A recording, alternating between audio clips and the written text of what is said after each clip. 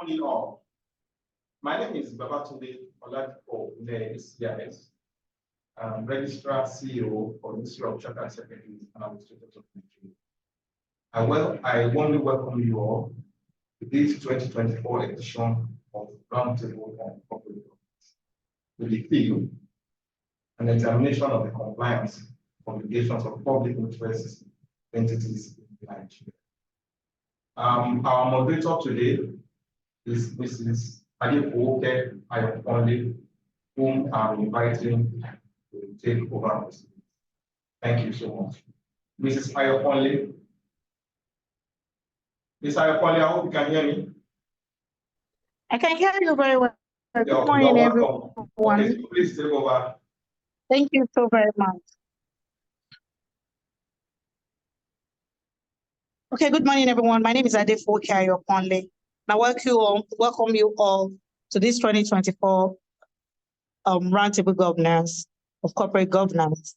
At this point in time, before we draw further into it, I'll be welcoming the President and Chairperson of the Council of the Institute of Chartered Secretaries and Administrators of Nigeria, Mrs. Funmi Ekundayo, to take over at this point. Thank you very much for our welcome address. Thank you very much, Mr. Ayokunle. I hope I am audible. Yes, ma'am, we can hear you, ma'am. Please confirm that you can hear me. Yes, we can hear you. Excellent. Thank you so much. All right. Thank you. I welcome all participants. It's another beautiful day to engage as chartered secretaries and administrators and governance professionals. This Roundtable on Corporate Governance program for 2024. I'm going to commence my brief address by recognizing a few people, and I'll do that very quickly. I see already Amiable Vice President, Mrs. Uto Ukpana, FCIS. You're recognized, ma'am. The Honorary Treasurer, the Honorary Treasurer is not here with us. I am aware that he's currently airborne. So for the past 3 days, the office bearers have been in Abuja engaging with different stakeholders. So in our only two-way with this risk management, we hardly fly together on the same plane. So VP came in last night into Lagos. The Honorary Treasurer is currently airborne. I am still here to start a few things. So I'm sure he'll be joining us as soon as he lands. I'd like to also recognize the past president of our institute, Mr. Bengal Kalade, FCIS. Our chairman of today, who is none other than the Registrar General and Chief Executive Officer of the Corporate Affairs Commission, Mr. Useni Ishak Magaji, SAN. I would like to specially recognize our chairman for today because he was one of the major stakeholders who graciously welcomed us very warmly a day or two ago in Abuja, despite his very tight schedule and the fact that he just returned from an official trip. It was a very, very tough one for him, but he was magnanimous to engage with us, and we had very, very useful collaborative discussions. And RG, we thank you on behalf of the council and the entire members of ICSAN. We appreciate your willingness to collaborate and to partner with ICSAN at all times. Thank you again for agreeing to chair this engagement this morning. To our keynote speaker, Mr. Titus Osawe, FCA, FCTI. Thank you, RG. Mr. Osawe, thank you also for being here today as a keynote speaker. We have two discussants for this morning's roundtable, Mr. Godstein Ekai, ACIS, and Mrs. Afsat Rufai, ACIS. Once you see the ACIS, you know that they are son and daughter of the soil respectively. So thank you for always supporting your institute. To the council members who have already joined us, you are recognized. Our past presidents, you are duly recognized. I'd like to also specially recognize the chairman of the committee that have put this Roundtable on Corporate Governance program together. Our own Dr. ICSAN, FCIS, is the chairman of Corporate Governance and Capacity Building Committee of the Institute. Doctor, thank you to you and your team, even as we look at an engaging session this morning. Fellow charter secretaries and administrators,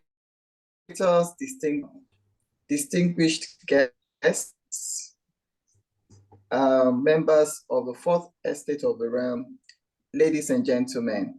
Once again, it is my utmost pleasure to welcome you all to this 2024 Roundtable on Corporate Governance of our dear institute, the Institute of Charter Secretaries and Administrators of Nigeria, ICSAN.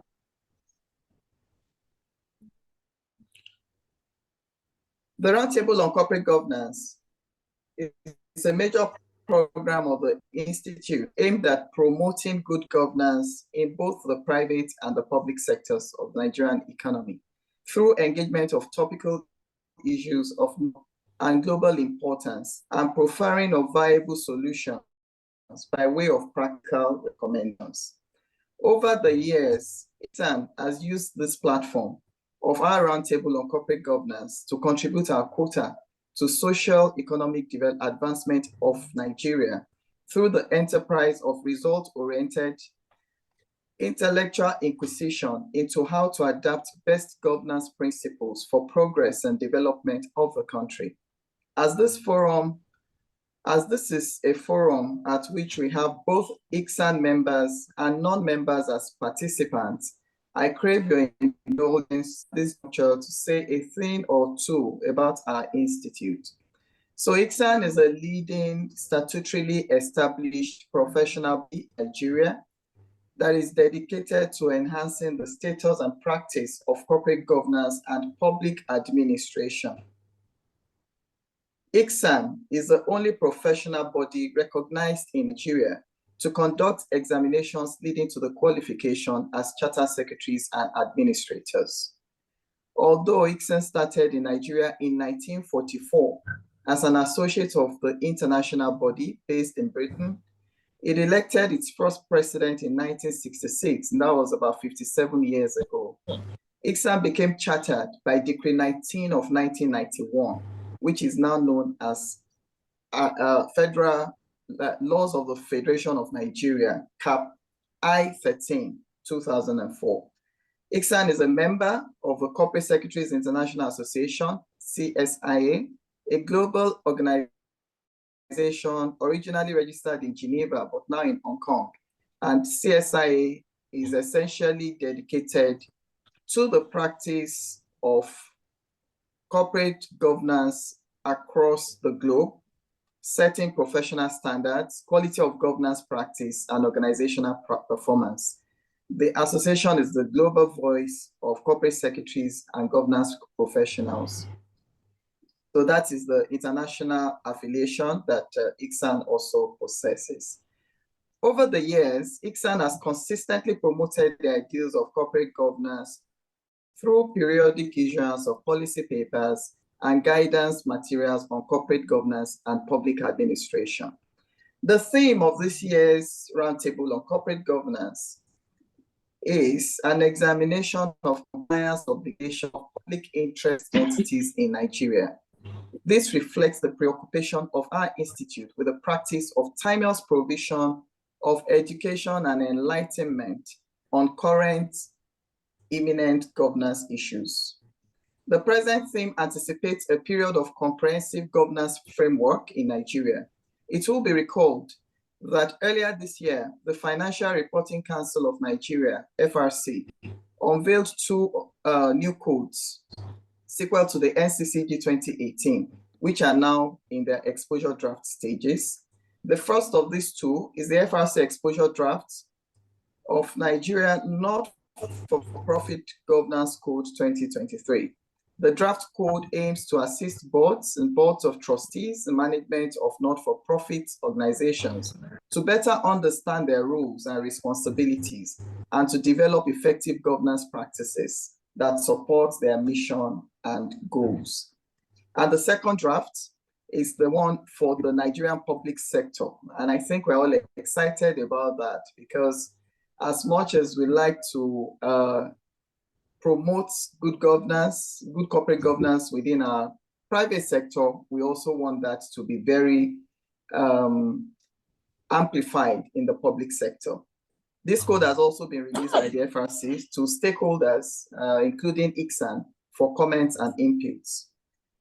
Now, by the time both FRC exposure drafts of Nigeria Not-for-Profit Governance Code 2023 and that of the Nigeria Public Sector Governance Code become operative, they would definitely complement the existing NCCG 2018.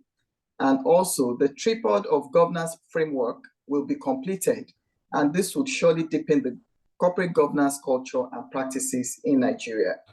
We believe that it is not only appropriate but timely to offer governance professionals and other stakeholders a platform where a thorough examination of the obligations of the PIEs in Nigeria will be made, and pragmatic perspectives to aid fuller understanding of the issues we provided.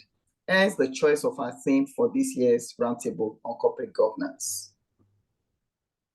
Compliance, on the other hand, also refers to the practice of taking deliberate steps to comply with relevant laws, regulations, policies, and principles of the Corporate Governance Code. Hence, the term compliance implies that there are laws, rules, and codes in place, while the act of compliance is simply adhering to those laws, those rules, and those regulations.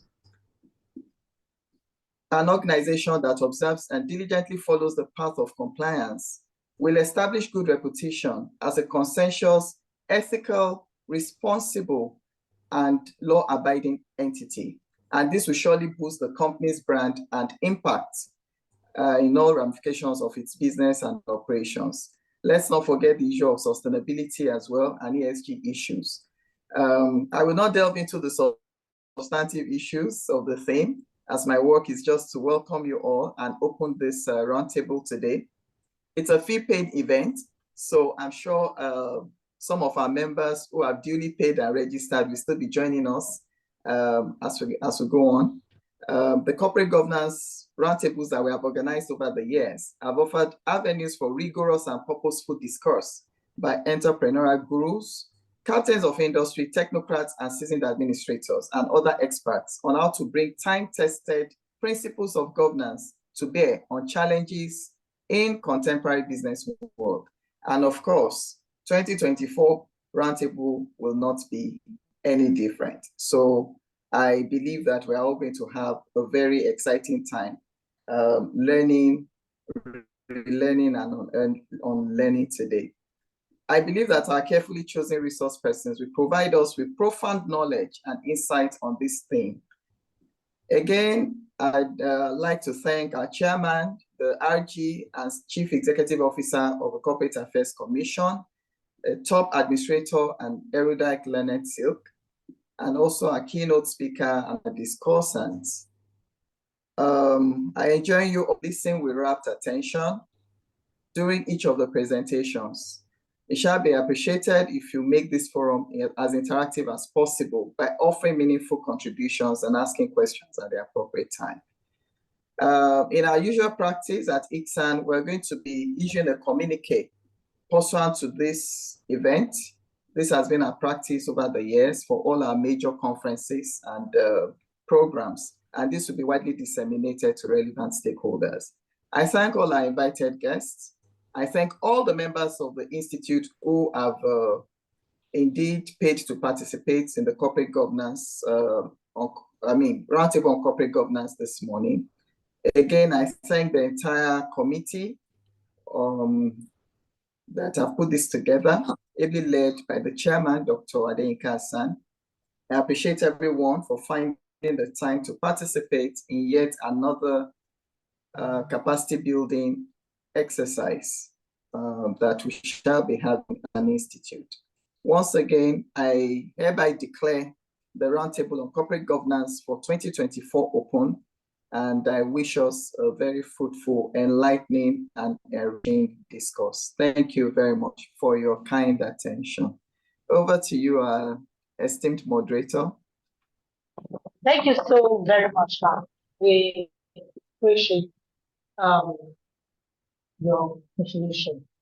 At this point in time, I'll go on to welcome the chairman of today's occasion. I hope you can all hear me. Yes, I can hear you. Yes, we can. Thank you very much. So at this point in time, I would like to welcome the chairman of today's occasion by reading a brief of his profile before I will let him proceed into his talk this morning. We have Mr. Hussein Ishaq Malik, the Senior Advocate of Nigeria, the chairman of the Mr. Magaji, Senior Advocate of Nigeria, became the 5th Registrar General of Corporate Affairs Commission and the 4th Senior Advocate of Nigeria to occupy the said seat. He is an alumnus of the prestigious University area, where he obtained his LLB and was called to bar, subsequently after. Mr. Magaji proceeded to obtain his master's in law at University of Jos, as well as obtaining an MBA at Bayero University with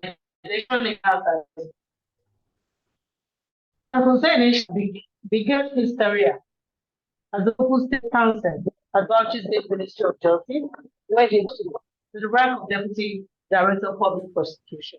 He was conferred with the high rank of Senior Advocate of Nigeria in 2021, very, very young age. He thereafter resigned from public service to private legal practice, where he set his law firm, Ishaq Magaji, Senior Advocate of Nigeria, and started private legal practice in that regard. Until his appointment on 10th October 2023 by the President of the Federal Republic of Nigeria, Ashwaji Bola Ahmed Tinubu. He was appointed 13th October 2023, and he has been in office on 16th of October 2023. Mr. Magaji, Senior Advocate of Nigeria, has revolutionized the operation of the Corporate Affairs Commission to include artificial intelligence with a robust plan to reduce registration time that is to 5 minutes in accordance with global best practices. At this point in time, let me welcome the Registrar General, Corporate Affairs Commission, Mr. Hussein Ishaq. Thank you very much, Obama. The floor is yours. Hello.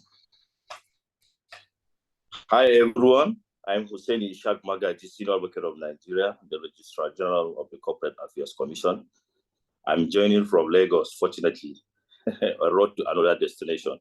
But because of the how important this event is made, we made it mandatory to be here with you and share our perspective from the Corporate Affairs Commission, the gateway of the Nigerian economy.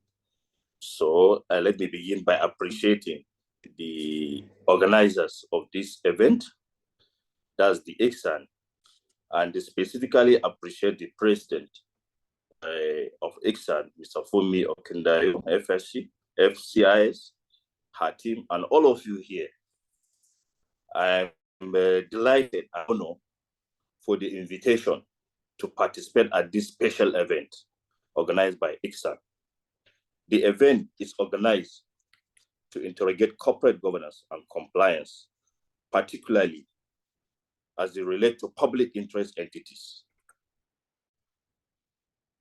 Corporate governance, reduced to its simplest term, is the set of rules, procedures, and processes that guide and control a firm.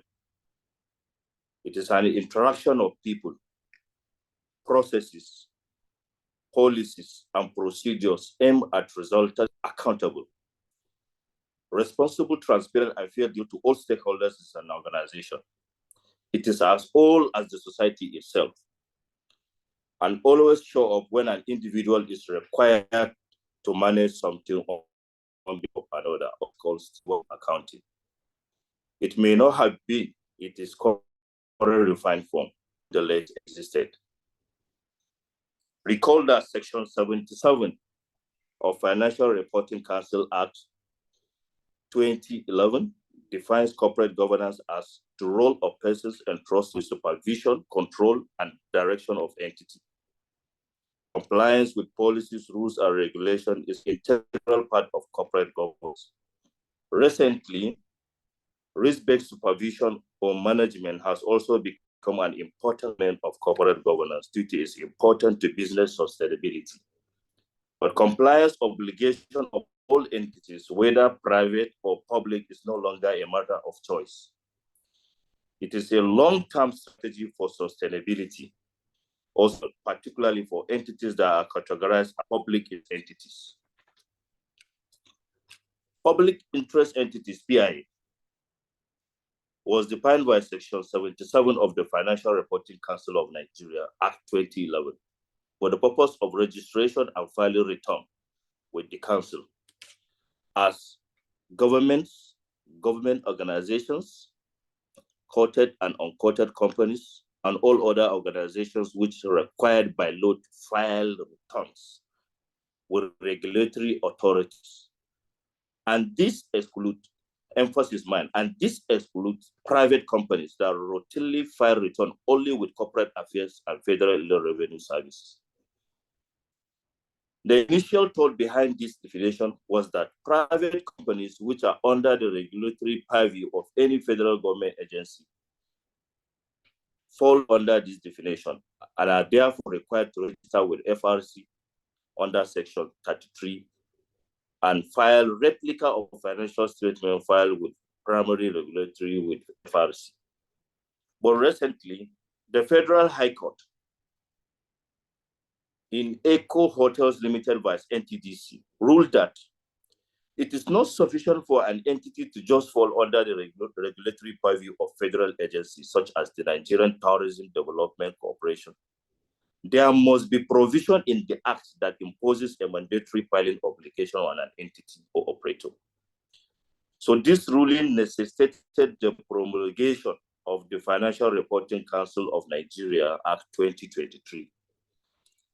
Section 24 of the Act replaces Section 77 of the 2011 Act under the 2023 Act public interest entities.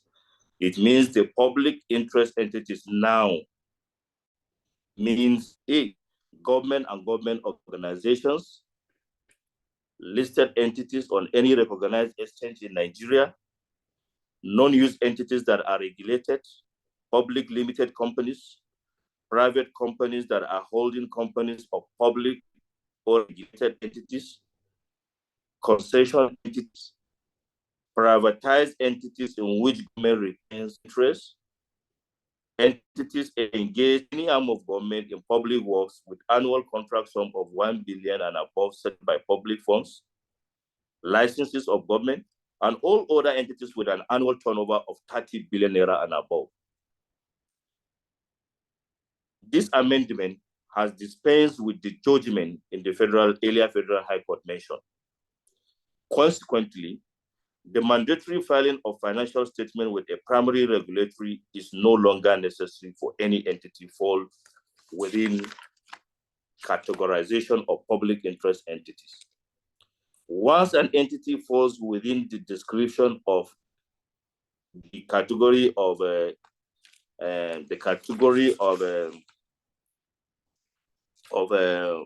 group earlier mentioned, that is from A to J, it shall for intent and purposes register with the Financial Reporting Council and file a copy of this financial statement with the council. It should be noted that public interest entities also include government agencies. That's the position. So compliance obligation of public interest entities should not be viewed from the narrow prism of FRC and Act only. There are compliance obligations imposed by several general legislation, such as CAMA and other sector-specific legislation and guidelines. A few examples include BOFIA, Insurance Act, NCC Act, PIA, NAC, that's National Electric Regulatory Commission Act, Nigerian Mining Act 2017, FAN, NDC, NHI, NUC, NPC, NAPTEC, NCC, ICRC, NPPC, SEC, NTDC, NI, ICANN, ANAN, ICSAN. Most of the entities could also fall under either trusts and company service providers or designated non-financial businesses and professionals that are required to comply with the provisions of MLA, TPA, or PCA.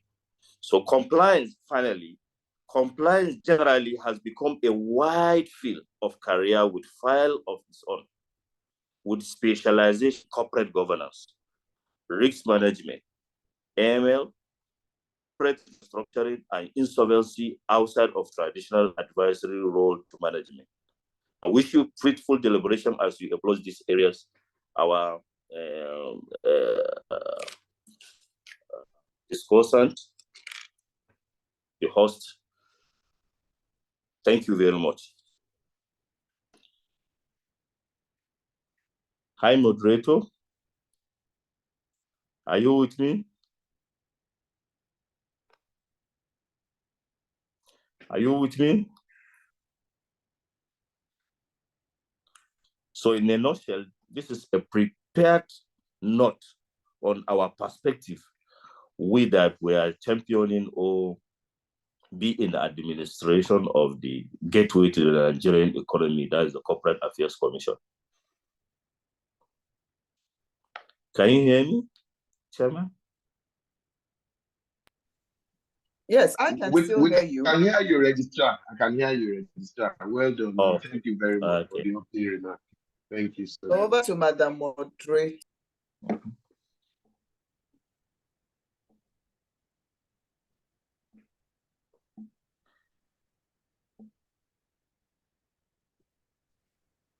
Okay, thank you very, very much. I think I've been enabled to speak now. Thank you very much. So, thank you so very much for that beautiful one, sir. We sincerely appreciate that, and we look forward to more robust interaction with you in the nearest future. Perhaps. Thank you so very much, sir. Thank you. Thank you. Thank you. Thank you very much. Thank you. So at this point in time, I'll be moving on to the presentation by the keynote speaker. Our keynote speaker is Mr. Titus Osawe, FCA, FCTI. Mr. Osawe is the director at the Financial Reporting Council of Nigeria.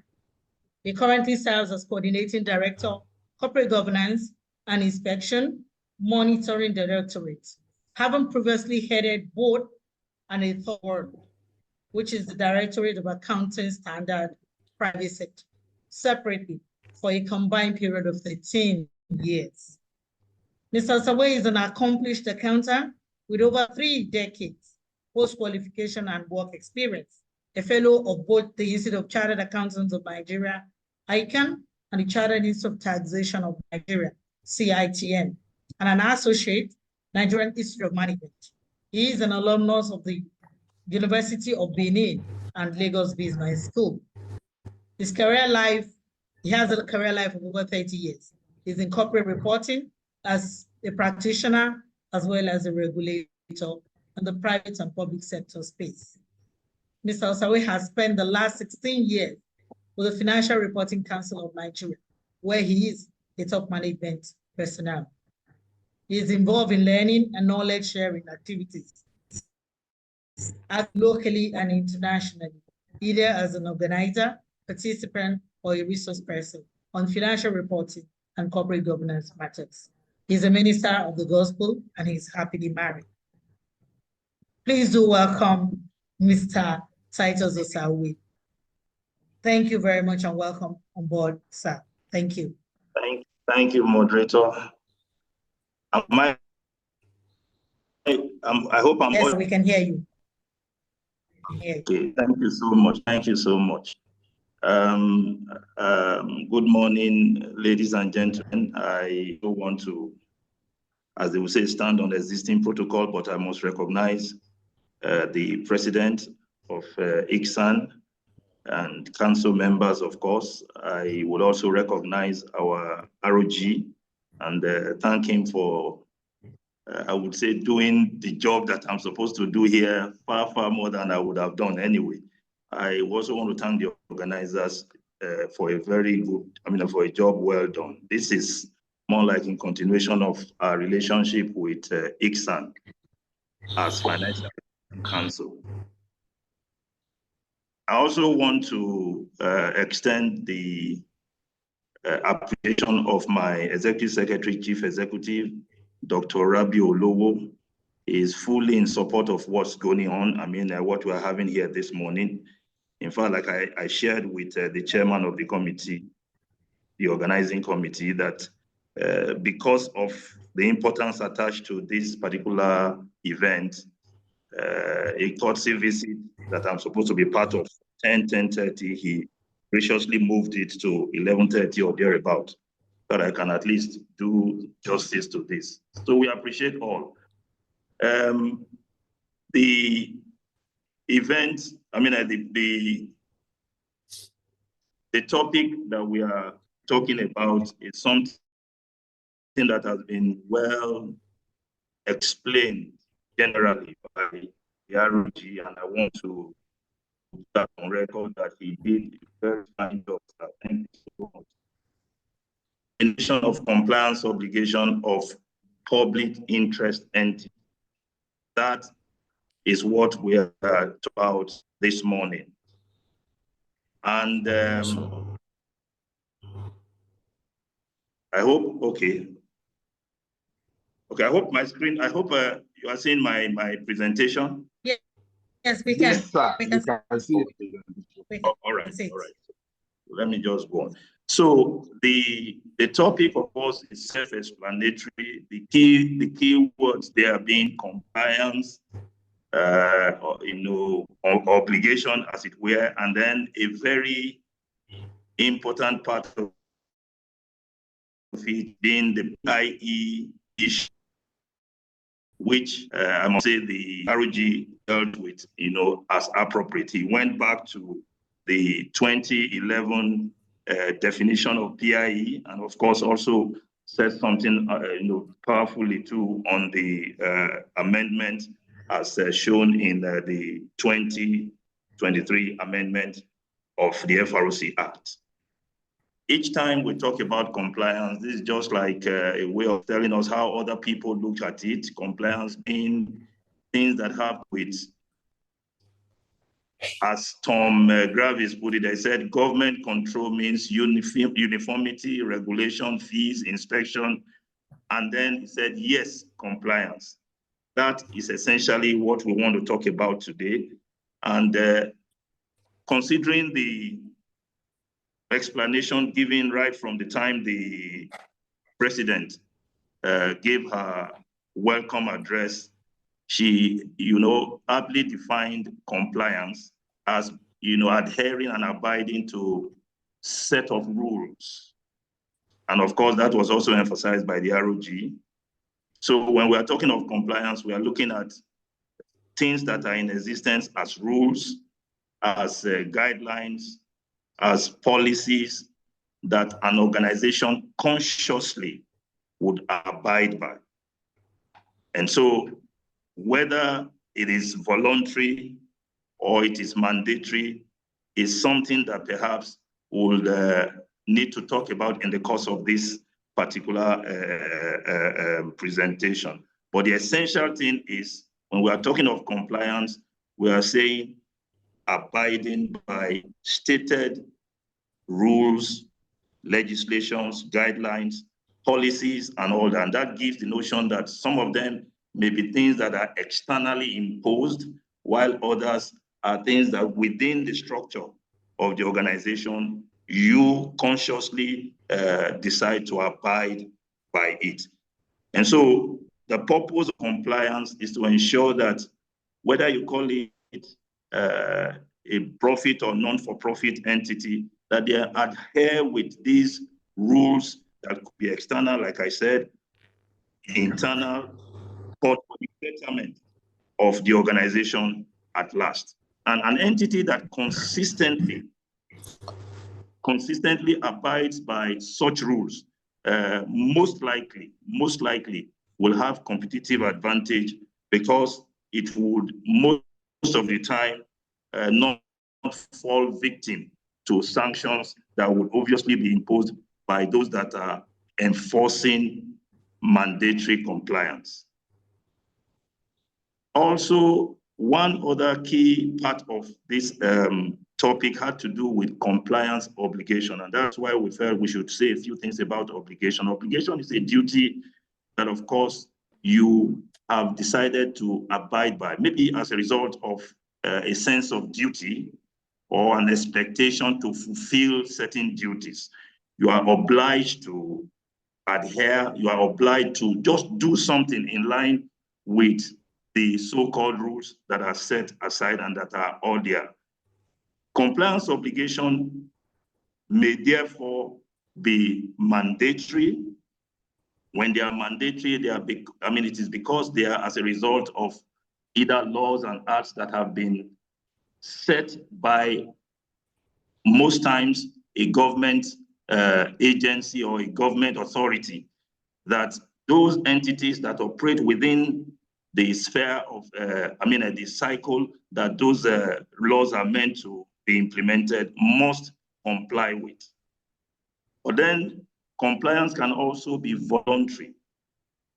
Voluntary in the sense that when you are talking of, contractual relationships, when you are talking of codes of practices, when you are talking of, abiding or obeying, adhering to agreements, those are voluntary things, which will require, a collective agreement between the parties that are concerned. But it's interesting to note that when a voluntary undertaking becomes something that you have subjected yourself to, then of course, it now takes the element of being a mandatory compliance obligation upon that entity that have decided to so comply. Now, because this is more of a practical topic, there are certain things that naturally fit into the sphere of corporate governance when you look at it from the angle of compliance. When you talk of ethics, when you talk of integrity, when you talk those things that are like pillars of what you know under corporate governance, they are all things that revolve around compliance eventually. Of course, ethics is talking about doing the right thing. It's talking about the values that are out there that you readily must, comply with, because it gives you a sense of right or wrong. And so as you comply with those, of course, it becomes part of your compliance obligation generally. Integrity, accountability, just as, like I said, the ROG mentioned, they are all very key elements. All of them, together now come to what perhaps becomes a good foundation for what we see generally as corporate governance, knowing fully well that corporate governance has to also do with an intentional, and that is why most times, each time we're talking about corporate governance, now we're saying instituting something, instituting the good way of doing it, practice that overall will be to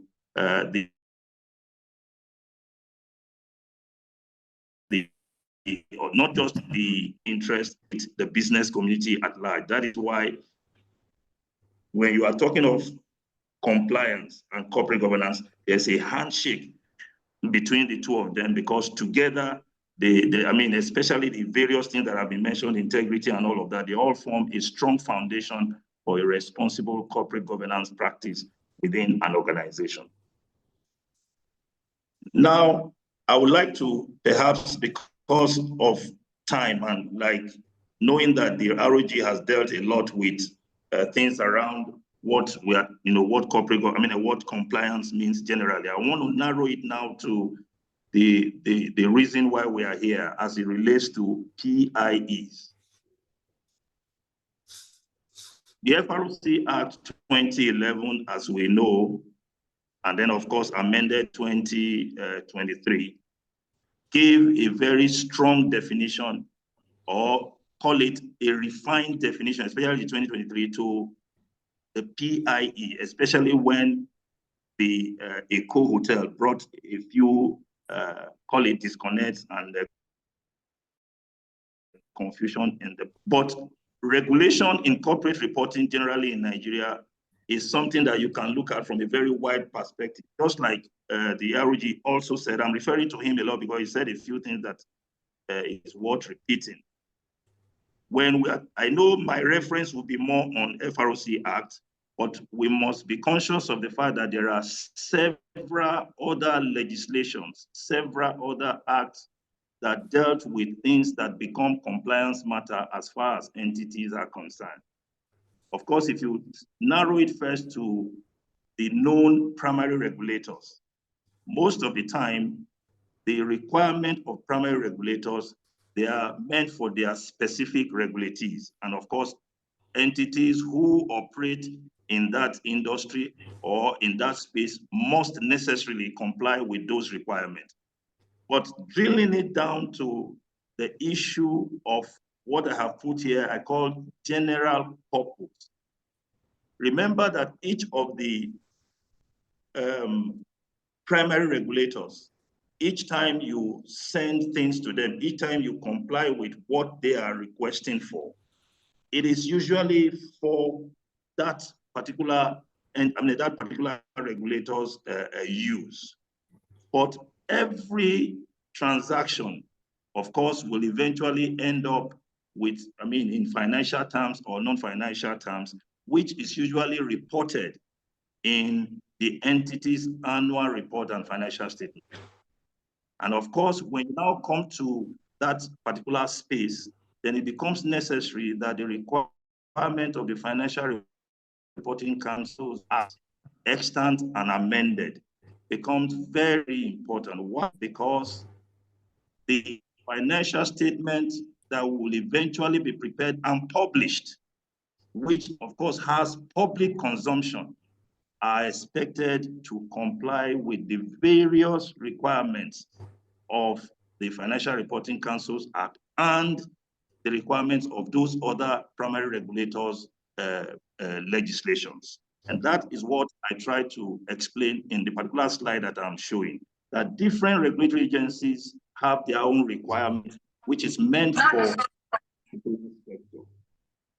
But and of course, there are prudential requirements, which of course will result in prudential statements.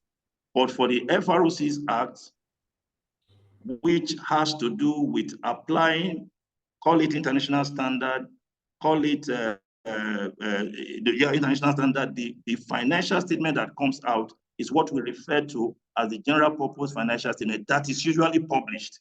And that is the one that goes to the entire public that everybody is expected to see. So whatever FROC now requires becomes, as it were, a general requirement for entities that are so covered by the definition of PIEs. And that is why in the next few slides, I'm going to be more, doing more of what the FROC Act will require. I know we have discussants from SEC and NGX, and of course, like the ROG too, things that have to do with their own specific requirement. I'm sure they will take us through within the time that is permitted. This is what PIE is. There will be no need discussing this again because it has been well captured. We now have a new definition of PIE that perhaps brought the question of PIE home. It brought it nearer home because it was now being defined by examples. Of course, in the past, the issues of concession entities, privatized entities in which government retained their interest, those were not very clear in the 2011 definition of PIE. But of course, in the 2023 amended definition, we see the examples of the coverage. And of course, the J is like an omnibus for all entities that have annual turnover above 30 billion. So every requirement now by FROC, all of these entities, of course, are now scoped in and they are expected various details that the council specifies as its requirements in a general purpose financial statement. Now, as FROC, there are specific things that we require to see in a financial statement. Ordinarily, just like has been mentioned, any PIE, any entity that falls under the PIE definition, we expect that those who are authorized, so to speak, to sign off the financial statement anywhere, they are all expected to register with the Financial Reporting Council. And of course, in registering, a number is usually allocated to them, and those numbers are expected to be included in all the financial statement that they are signing. Of course, the registration process and all that, I'm sure that will not be up for discussion here, but it is now more and more, it's getting more and more seamless. So anyone who, carries out a particular function that makes him or her certify any part of the financial statement is expected to register with the Financial Reporting Council. Of course, there are certain of the acts that are worthy of mention. Section 7.2H of the Act talks about the financial and operational disclosures that a regular financial statement must show. Of course, on the issue of qualification of any kind, I know most times when accounts are qualified, they are expected to be sent to Financial Reporting Council for what people call a clearance through the issuance of a no objection letter. And so for all entities, the various sections that we have itemized here, they are very important for entities to take note of. And while doing that, there are also aspects of it that perhaps need further explanation. I will do that as we come to those slides. One of them being the issue of timelines. I am taking that as one of the things to mention because usually there is confusion as to what constitutes the timeline as far as Financial Reporting Council is concerned. We know that for many entities, the timelines are, for many regulatory agencies, timelines are a function of the year end of those those regulatory agencies. For instance, SEC and the NGX will be talking about 90 days. And I think NICOM has its own, 120 days, which is April ending and all that. The Federal Revenue Service will be talking of half a year, which is June 30th, and each of them can always do extensions. But for the Financial Reporting Council, our timeline is a function of the approval date. And according to section 8(1)(d) of the Act, it is a 60-day period after the board approval that entities are expected to file with the Financial Reporting Council. And in doing that, we are also aware of the fact that some of these entities must necessarily interface with their primary regulators. In doing that, once that becomes the issue, according to section 58(3) of the Act, the entity that must first file with its primary regulator are expected to inform. In fact, the word there is file with FROC, but I'm using the word inform guidedly because if you are informing us, you may not necessarily send in the financial statement as it is because it may be subject to some other reviews by your primary regulator, but you need to inform us 30 days within which, 30 days after the maximum of 30 days as you submit to your primary regulator. FROC would ordinarily expect you to do that onto it. Failure which FROC now counts its own 60 days from your board approval. The intervention there is to make room for the back and forth discussions that you'll be having with the primary regulator, after which they will give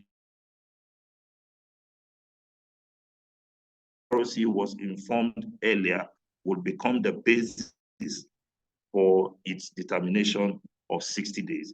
I thought that should be something that we put on ground because a lot of entities are falling short of that timeline because of the explanation that was not very clear in the past.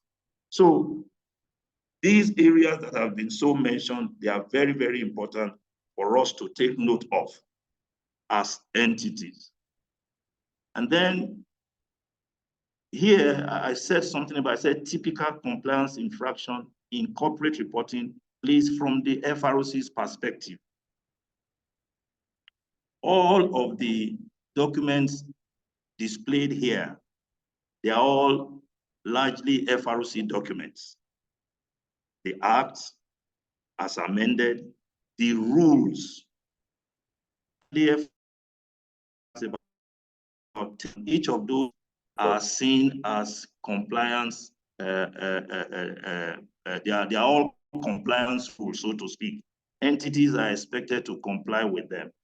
Of course, part of the rules had to do with the certification, which most of us are already used to, except maybe if there's anyone that will ask that question, that the issue of anyone that signs the financial statement must have registered with the FROC, and of course shows his or her FROC number along with the place where they are signing. Part of the rule also has to do with those who offer specialized service. In Rule 2 of the Council, anyone that offers specialized service is expected, so the onus is on the entity now to ensure that anyone who offers specialized service like valuation of all kinds, even when you need to speak to things that have to do with shares valuation and all that, and actuarial valuation, any professional, whether as an individual or as a firm that renders that service, also expected to have registered with Council, and that information would be properly highlighted in the portion where that report is being mentioned in the financial statement. So all of those are contained in the rules of Council, and all of these rules, they are seen as part of what must be complied with by the entities in preparing their financial statements. Several rules. One of those rules, of course, had been prescribed, and that is Rule 4 that had to do with notary, except that all other rules, they are all operational. There is the rule that had to do with an inclusion of the value-added statement and the 5-year financial summary, which for the accounting function, they would say ordinarily they are not IFRS requirement, but they are required by the jurisdiction and they become binding. So all of the things mentioned here, the Act, the rules, the guidelines, they are documents that are worth studying by compliance officers, because in the guideline, the not too friendly, I mean, popular in terms of the reception by others, that is where sanctions are pronounced. Sanctions that are in different types, beginning from type 1 to type 5, or sorry, to type 6. They are all part of the FROC guideline on inspections and monitoring as displayed here. Of course, NCCT 2018, we are all used to it. Currently, audit regulation is coming out. That is more for the auditors, but it's also good that the entity know that there is something on the audit space that entities are, I mean, auditors of entities are expected to comply with. And then, of course, the standards, as it were, all international standards, be it in accounting, be it in auditing, be it in accounting, whether public or private sector, and that's where, whether we are talking of IFRS or we are talking of IPSAS, there are things that must be complied with as required. And then, of course, recently we know that sustainability has become high on the table as a compliance matter. Then FROC is always interested in the financial reporting requirements of other laws. And that is why in section 59 of the Act, section 59 of FROC Act, there is that room for us to interface with what other laws are talking about concerning financial reporting. But according to that section 59, when there is a conflict on financial reporting matters, when there is a conflict on financial reporting matters, Section 59 says that the entity concerned should differ to the requirement of the Financial Reporting Council's Act, because it is something that has to do with financial reporting. That must be properly distinguished from prudential requirement. If it is prudential requirement, then of course the entity should differ to the stipulations by the primary regulator concerned. But if it's for an accounting matter, it's expected that that final clearance will be from FROC. And mind you, all regulators are working together to ensure that the entities are not, as it were, put under the burden of having to report on one issue to two. Why? If there are issues that have to do with primary regulators, ordinarily the FROC would defer to any of the regulators concerned. And in the same way, when things have to do with financial reporting, all other regulators will always insist that the entity gets clearance, as it were, from the Financial Reporting Council. So all of the documents that have been displayed in the displayed here, they are documents that are worthy of note by compliance officers. Now, I also thought we should deal a little bit, as it were, with what I call staying the right side of the law. Most of them are things that I have mentioned before, but there are two ways that we normally look at our compliance matters. The ones that are purely regulatory, as far as the Financial Reporting Council acts are concerned, Act and other relevant documents are concerned. Those are non-financial issues, but they are purely regulatory in nature. Then there are those that have to do with the standards.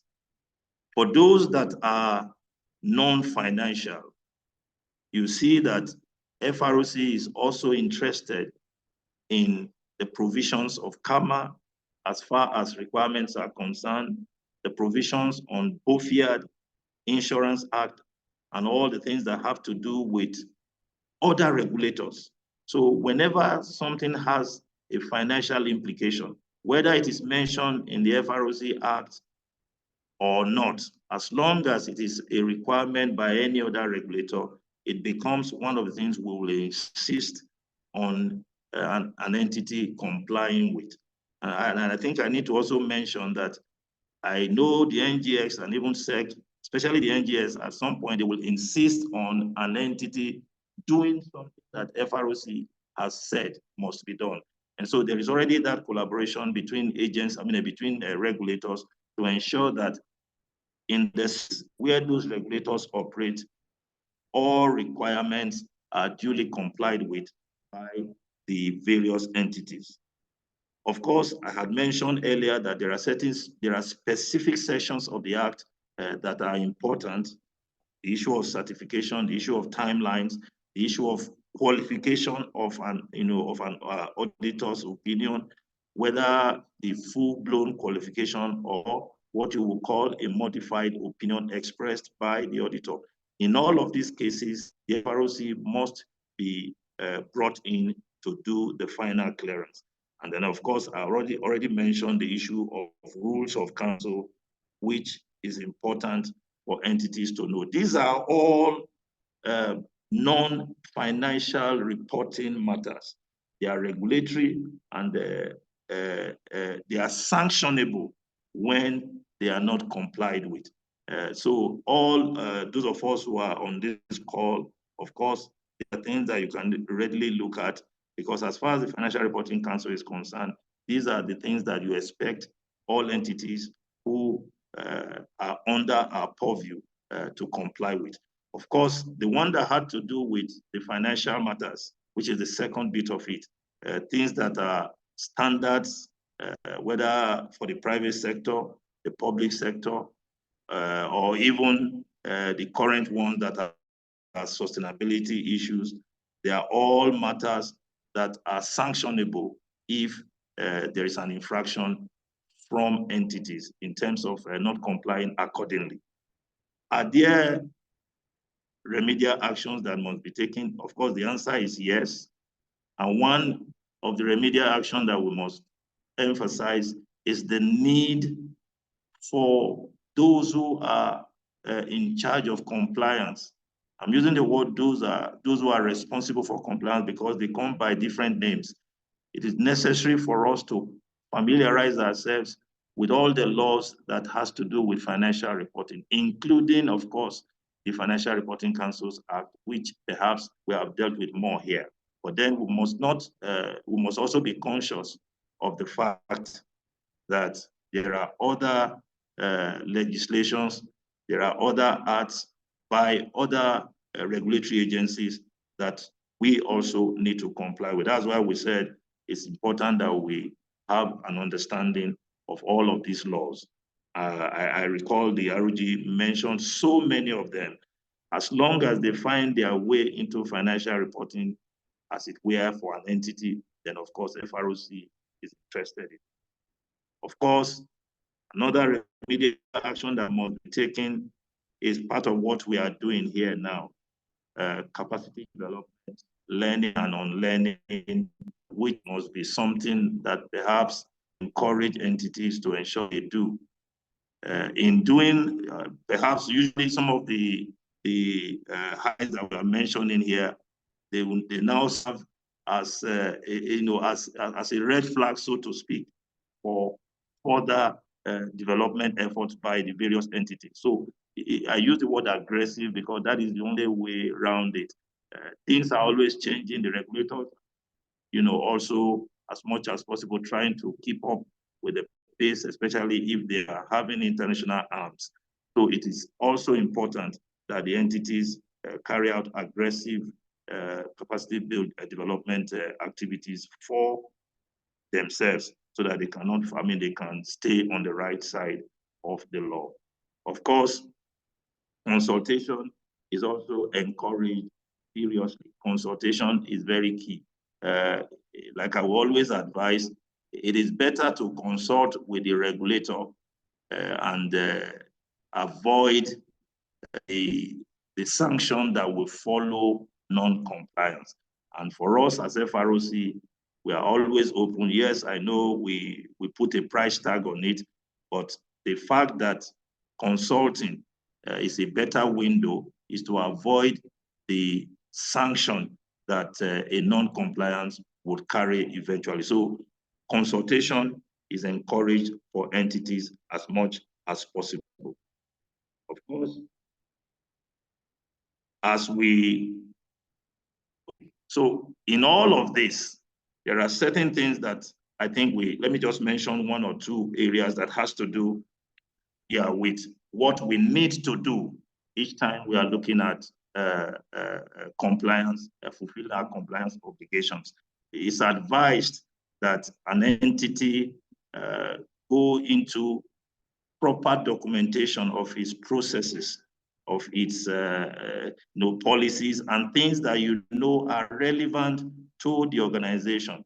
We encourage entities to do a lot of documentation and establish policies that are there that they will be able to follow through. As they would say, if it is documented, then it is easy for one to follow through over time. And then, of course, there is need as much as possible to remove things that you could call compliance barriers. It's very important that anything that would create a problem in your desire to comply, they need to, as much as possible, be removed. We also advise that, of course, the issue of preparing and conducting regulatory compliance audit regularly by the entity. I'm sure that's what some of our internal control functions are supposed to take care of, so that things don't surprise us, as it were. But if we continuously conduct periodic audit on a regular basis on the areas of compliance, I'm sure we'll be able to avoid certain pitfalls. Of course, these days, technology has come to stay. One of the things that we see as pillars of compliance is having to do with the people, having to do with the process, and then having to do with technology. So technology has come to stay. It will be advisable that we use tools and softwares that can assist us in our compliance effort. And then, of course, it's also important, as much as possible, that we have a dedicated staff, a dedicated person to handle compliance matter. It's complex, just as we have been told. Compliance issues are complex. They are always evolving. So I think it is advised that an entity should have on ground someone that has that as a responsibility, so that at least the organization will not fall foul as expected. In concluding, in examining compliance obligation by public interest entities in Nigeria, adherence to regulatory requirement is key in the ever-changing business landscape. Entities are therefore advised to institutionalize and imbibe good corporate reporting and governance practices. And then they should strive to stay on the right side of the law by understanding their regulatory requirements, by identifying and engaging effectively with the regulatory stakeholders, various regulatory stakeholders that they must deal with. And then we should also endeavor to build a repository of more like a checklist of compliance requirements, especially when they are so numerous these days. Let's have a checklist that becomes a ready tool that we can use to carry out the audit that I have said a while ago. Of course, the issue of familiarizing ourselves with the relevance is very important. And then we are also, advising strongly too that we should be able to put on paper an effective compliance program that now becomes more like what we use in measuring what you are doing at time. And then, of course, as an advice too, that we should make consultation with regulators as the need arises. It is better to do the consultation, like one of my friends would say, it is better to judge than to war, because at the end of the day, the regulator may insist on things when a compliance issue has been proven. So I want to thank you so much for listening.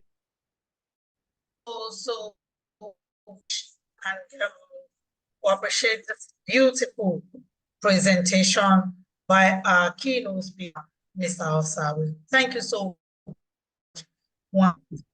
At this point in time, let me call on because Mr. Osawe had to leave us now because he has another to. At this point in time, I would like to call for any question for Mr. Osawe before he takes his leave.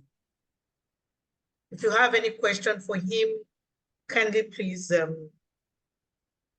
show by a raise of hand or just put it in the chat box so that I will read same immediately. Can you put questions there? Thank you.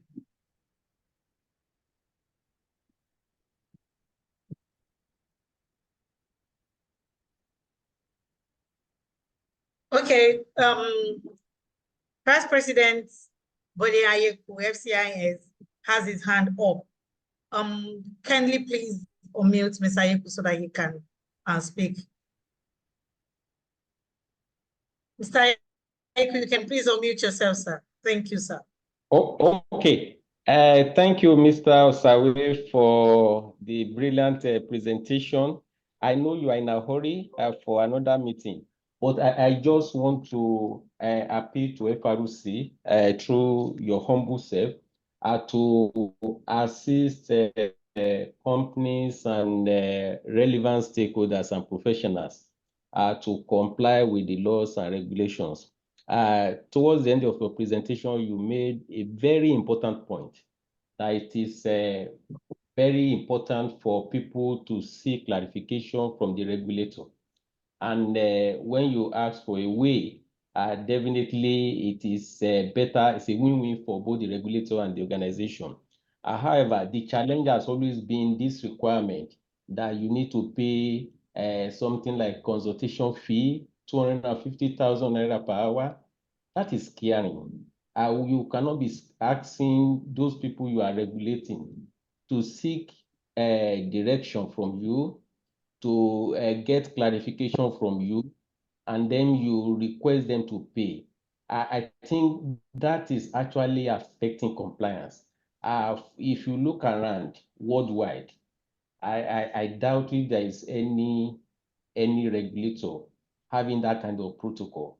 And we would like to appeal to you, to FROC. I know when this thing came up some years ago, we had discussion with FROC through NEC that this will have negative impact. And the promise then was that they will have to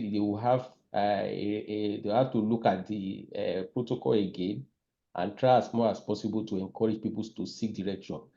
Please, FROC should encourage people to seek clarification as other regulators are doing, so that if a person, after being given this option, decides not to comply, you will know that this person has made up his mind to contravene the regulation. But for a person seeking clarification to say, what should I do? I think it should be free of charge. Thank you. I don't know whether that needs any other answer. That state is noted. The explanation I will just give is, there are different kinds of consultation. If what you have just said now has to do with someone doing a letter, for instance, to ask, I know some of these things, discretions, there are a lot of time where we just do a direct response to a particular request and all of that. But there are others that has to do with maybe more detailed interaction. I'm sure that's the one that we will charge for. But I take what you have said. It's something that is, it's not a new request. It's been coming on, and that's why we're also trying to. But I take it, and they will pass it to. We'll discuss it more and see how to make that to effect it practically this time. Let me just. Thank you so very much, sir. Okay, any other question at this time? Any other question? I cannot see any hands up or neither any question in the chat. So I think with these, we'd like to call it a day with Mr. Osawe. Thank you so very much, Mr. Osawe, for your time, and we appreciate this. And hope to see you in the nearest future. Thank you, sir. Thank you, ICSAN. Grateful. Bye. So at this point in time, we'll be moving to the discussions to discuss the paper of the keynote speaker.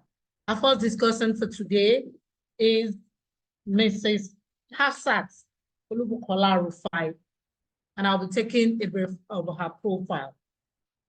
Hafsat is the director and head of Lagos Zonal Office of the Security and Exchange Commission, Nigeria, responsible for supervision of capital market operators, investigation, corporate governance, and market development.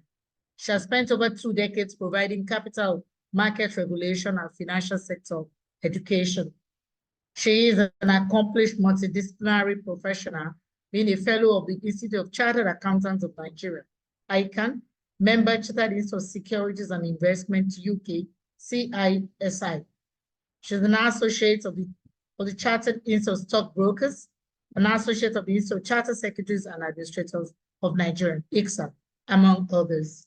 She holds a global certificate for regulators of security markets from the prestigious Harvard Law School, International Organization of Securities Commission, IOSCO, and Program on International Financial System, PIFS.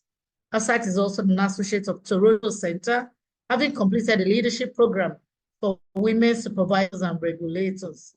She's also an accredited management trainer and has presented papers on many areas of the financial market to audience both in Nigeria and in Europe. She is a multiple award winner in academic and professional spheres, a proven visionary planner, strategist, director, manager, leader, team player, as well as a teacher. Kindly do welcome Hafsat Rufai. Thank you very much, Matt. The floor is yours. Thank you very much, moderator. Good morning. Let me start by taking about a few seconds to establish another round of protocols. Please permit me. I'd like to recognize our dear President, Mrs. Fumi Ekundayo. The RG, I don't know if he's still on the call, but I would recognize the RGCAC for taking our time to join us this morning. It's a very rare opportunity we've had. So I give kudos to Mr. Hussein Ishaq Magaji SAN for joining us this morning. I also wish to give notes to the council members who are on the call this evening. Special recognition must be given to the chairman of the Corporate Governance Capacity Building Committee of ICSAN Institute, Dr. Adeyinka Hassan, who reached out to me about 2-3 months ago, thereabouts, and has kept in touch to make sure that I remain available for this discussion this morning. And I also recognize all participants on the call. Thank you for joining us. I'll take just a few minutes of your time to build on the foundation that has been properly laid by Mr. Osawe of the FRCN.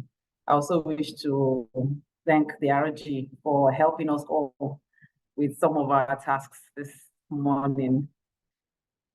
So Mr. Osawe touched on quite a number of things that I feel that are very relevant. And because I'm a discussant, I'll just reiterate them and then add to them, making specific reference to requirements of SEC. So Mr. Osawe mentions that compliance has to do with rules, policies, and guidelines that organizations consciously abide by. So I like the word conscious, which means that you have to make effort, you have to decide that you need to comply with regulations. He took compliance obligations that are mandatory. He also talked about those that are voluntary, distinguishing between them by saying that those that are mandatory are requirements of legislations or laws, as you may wish to put them.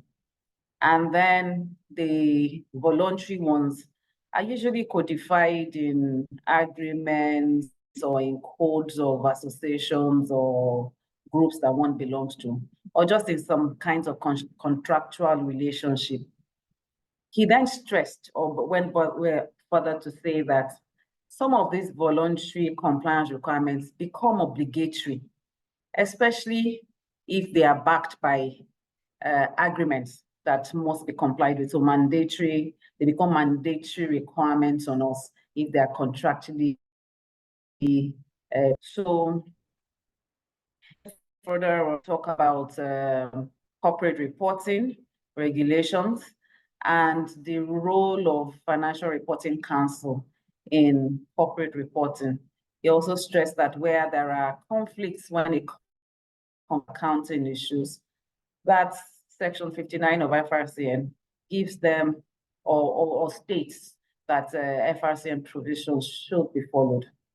However, where there are prudential requirements by sectoral regulators, those sectoral regulators would have to be obeyed. So he said in one of his slides, I saw that it was stated there that FRCN is interested in the correct application of standards and preparing their preparation and publishing in general purpose financial statements. In other words, they expect faithful presentation of accounts. They should be truthful, they should be faithful, they should be prepared in the manner that the standards FRS has provided and published as required by law as well. And then he went into other specific requirements as stated in the FRCN Act of 2023. There's a slide that stands out for me anyway. I think I like things that are very short and catchy, and that's in slide 6. And I'll encourage everybody to go back to slide 6 to look at it because it was presented in a way that it is quite catchy and easy to understand. That slide speaks on how to meet compliance obligations and how to actually measure compliance. So it talks about you preparing a compliance program and following those programs and a host of other things that are just very short and direct. And I'll just encourage everybody to go back there to look at slide 6, amongst, of course, all others that you need to look at. Now,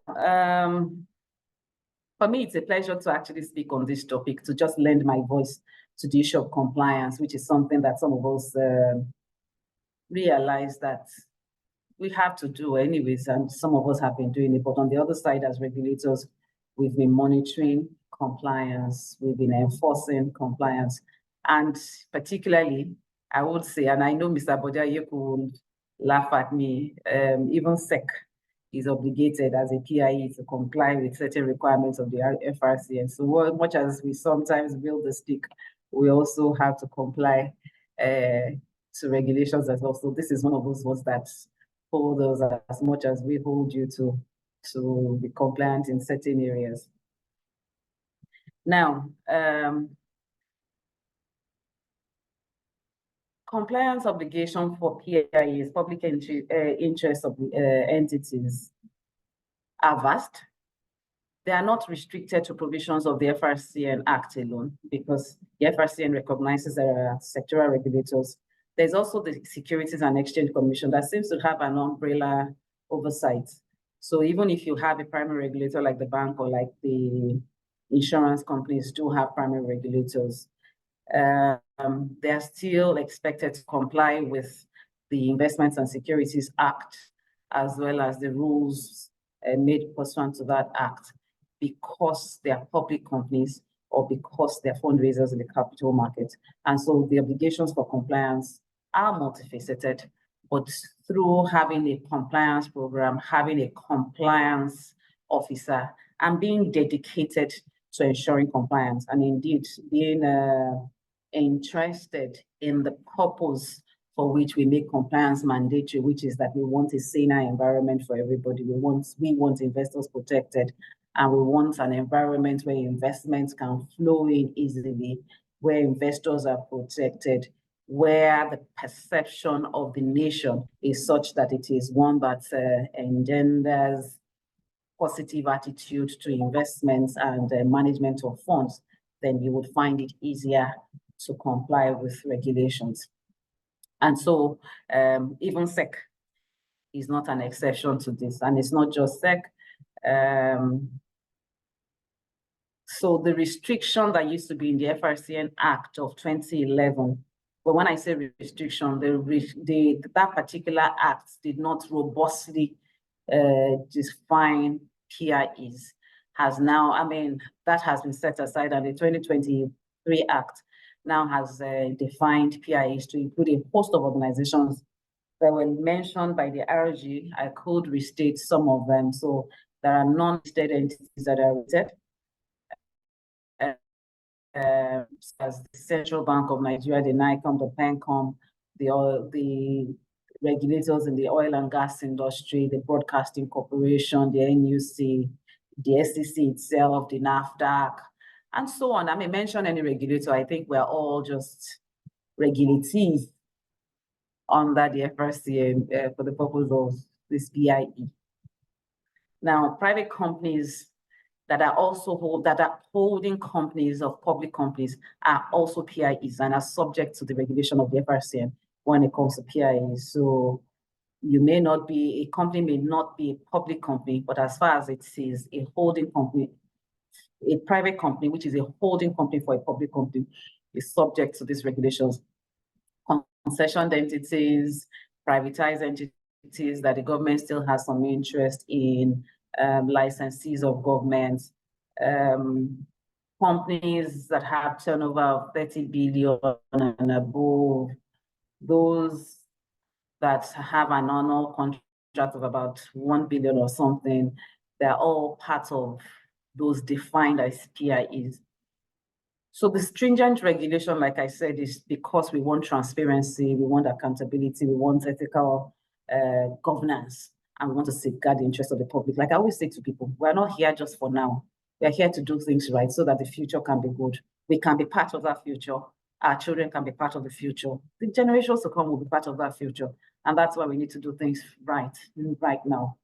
Now, in terms of corporate governance, so there are a number of obligations, like I said, so I'll take them as many as I can within the time allotted to me. So in terms of corporate governance, we know about the NCCG, the Nigeria Code of Corporate Governance, put out by the FRC with support of many of us regulators of government regulators as well, including SEC. And then the SEC, so I need you to understand this, for public companies, they are not meant to comply with only the NCCG, that is Nigerian code. They are also expected to comply with the SEC code of corporate governance. So there's the NCCG, there's the SCCG. Many of you are in compliance, have been complying anyway. Many of you are aware, and many others are not. And that's why I'm stressing it, that there are two obligations you have under the SEC regulation. So you've got the NCCG, which is the umbrella regulation. You also have the guideline issued by SEC. There are other sectoral guidelines. I'm aware that there's a guideline by central banks. Some other sectoral regulators have brought out their guidelines. Others are still working on theirs. And so you have the obligation to comply with all of these. And there's a reason why we are permitted to issue sectoral codes. Is because they are meant to augment what the NCCG has done. In our own case, we found out that there are lacuna that if we do not plug, they would leave some room for conducts that are not excellent, or better still, the NCCG strengthens governance. So for instance, the SCCG now, the SEC Code of SEC Corporate Governance Guidelines, I beg your pardon. So what we have is Corporate Governance Guideline. We did have a code in the past, and we set it aside because, like I said, we recognize the NCCG as an umbrella code now, and we are part of those who made the NCCG. But in addition to the NCCG, we now have the SEC Code of SEC Corporate Governance Guideline. I said that again, SEC Corporate Governance Guideline. Have in the guideline includes issues around board structure and composition, interlocking directorships, provision of board papers within reasonable time, independent and non-executive, the role of independent and the role of independent non-executive directors, nomination and governance committee, which was not specifically mentioned as such, the role of audit committee and their right to external advisors. And I mean, a host of other things that we mentioned in the guideline to complement that. Then in terms of reporting on corporate governance, so we know that there's an obligation to report within 90 days of the year end to the FRCN. So since 31st January, we're still in the process of harmonizing it, but we do request the reporting on the NCCG should be harmonized. And so I say that upfront that it is being harmonized, and we have engaged the industry participants already to let them know that we are in the process of harmonizing that. But in addition to the reporting under NCCG, is also the reporting under the SEC Corporate Governance Guideline, because like I said, what the guideline contains are not contained in the NCCG. So it's like an addendum or an addition to the NCCG. And by the way, the NCCG permits us to issue guidelines, and that's why we did that. So so when you're reporting, you're not just reporting on the NCCG, you're also following the formats that we provided for reporting on the SCCG. Now, on financial reporting, so I'm just mentioning some of the compliance obligations you have, and please do not quote me out of context. I cannot sit here within 20 minutes and mention all compliance obligations, but I'll just mention some salient ones. Some financial reporting, the audited statements for public companies as well as capital market operators expected to be filed within 90 days of the year end, quarterly return within 30 days of the end of each quarter. Now, for public companies that are listed, they also simultaneously file with the relevant exchange, this time around being the NGX. So as you file with SEC, you file with NGX, and you also publish the portions of, you publish your annual statement, your audited statements, and then the balance sheet, statement of financial position. I beg your pardon.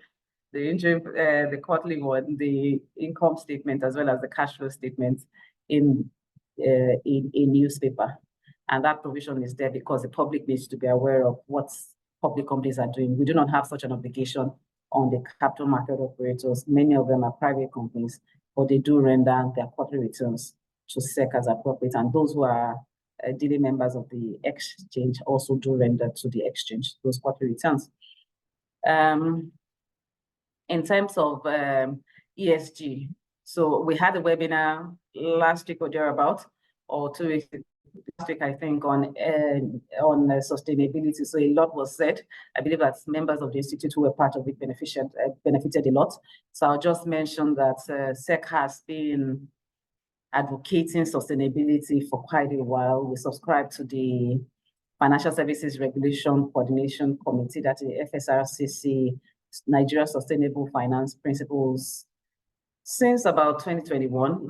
It's on our website in case you about. It tells you what your reporting obligations are with respect to ESG. And in more recent times, we now have the International Sustainability Standards Board, ISSB's requirement. That is the IFRS S1 and S2 on sustainability, and also you have reporting obligations on those. Like I said, we spoke about that in details last week. Those materials can actually be accessed. Sustainability is about what we do now to make sure that the future is safe for those who are coming. All right, and so we need to consciously protect our environment, be socially responsible, even while making profits, if we're business-oriented people. And so you'll find in those two guidelines, those two requirements, the Nigeria Sustainability Finance Principles and the ISSB IFRS S1 and S2, the requirements on sustainability. And then let me touch on money laundering or anti-money laundering, combating financing of terrorism and the proliferation of finance briefly. Again, Nigeria is not a destination for money laundering or for money launderers. And so we subscribe to the fight against these ills of the societies. And a lot is being done by the NFIU, by SEC, and a number of other regulators, the CBN, and so on, in the financial system to ensure that our markets is safe for investors and that Nigeria becomes whitelisted. So the SEC has an AML CFT guideline. We did have in the past, we updated as required in I think about 2 years ago, 2022. We did our last update in 2022 to ensure that we incorporated some of the new requirements which were not envisaged at the time of the last one. So specifically, for instance, we have included in the definition of capital market entities, the virtual asset service providers now. So I'm sure it's no longer news that SEC approved rules for virtual asset service providers in about 2022. So now we've got rules on digital asset exchanges. So some will say crypto exchange, whatever it is you call it, it is right.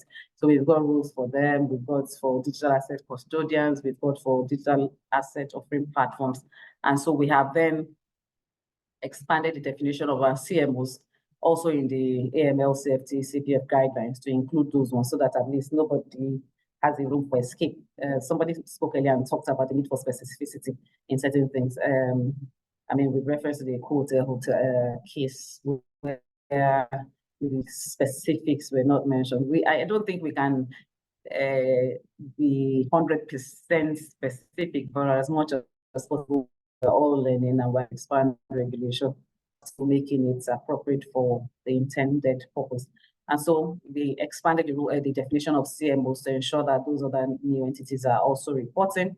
We included proliferation financing, which wasn't part of what we were looking at in those days.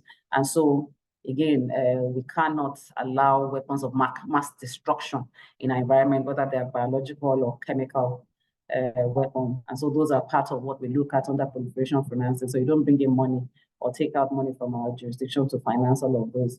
And then we also expect that you designate a compliance officer. So that has always been there, but the emphasis should be at management level and have the authority to independently implement each organization's compliance program. So you know that you're expected to have compliance policies, Mr. So we even talked about it. And then you develop compliance programs. But we don't want you to put some people who are just yes people or people who you can just push about, who do not have a say, who cannot control things, who cannot enforce implementation within the organization and nominate them as compliance officers. So they have to be sufficiently senior people people got the right to enforce implementation of some of these things that we have talked about. Also important is the infusion of the requirement for disclosure of beneficial ownership. And we take a cue from CAC, the Corporate Affairs Commission, that has it in the CAMA 2020 and has been working assiduously to enlighten people on the need for disclosure of beneficial ownership. It resonates very well within the capital market because because of the complex nature of transactions that we sometimes have, and the use of fund managers, use of nominee accounts, or indeed nominees in the market, to the extent that whereas the law permits nominees or nominee accounts, authorities, that's persons in authority or organizations that are backed by law, can demand disclosure of those. And that has been actually made simple with CAC, that actually makes it a law that you disclose the beneficial owners of these instruments or assets. And so that's part of what we infused in the 2022 AML CFT guidelines. And then we also stressed what some people had heard before, the need to keep records even after a transaction has ended. So you need to keep records for a minimum of 5 years after a transaction has ended, not even just from the time you start and a relationship. We're saying even after. So you can have one-off obligations, you can have obligations that run into 1, 2, 3 years.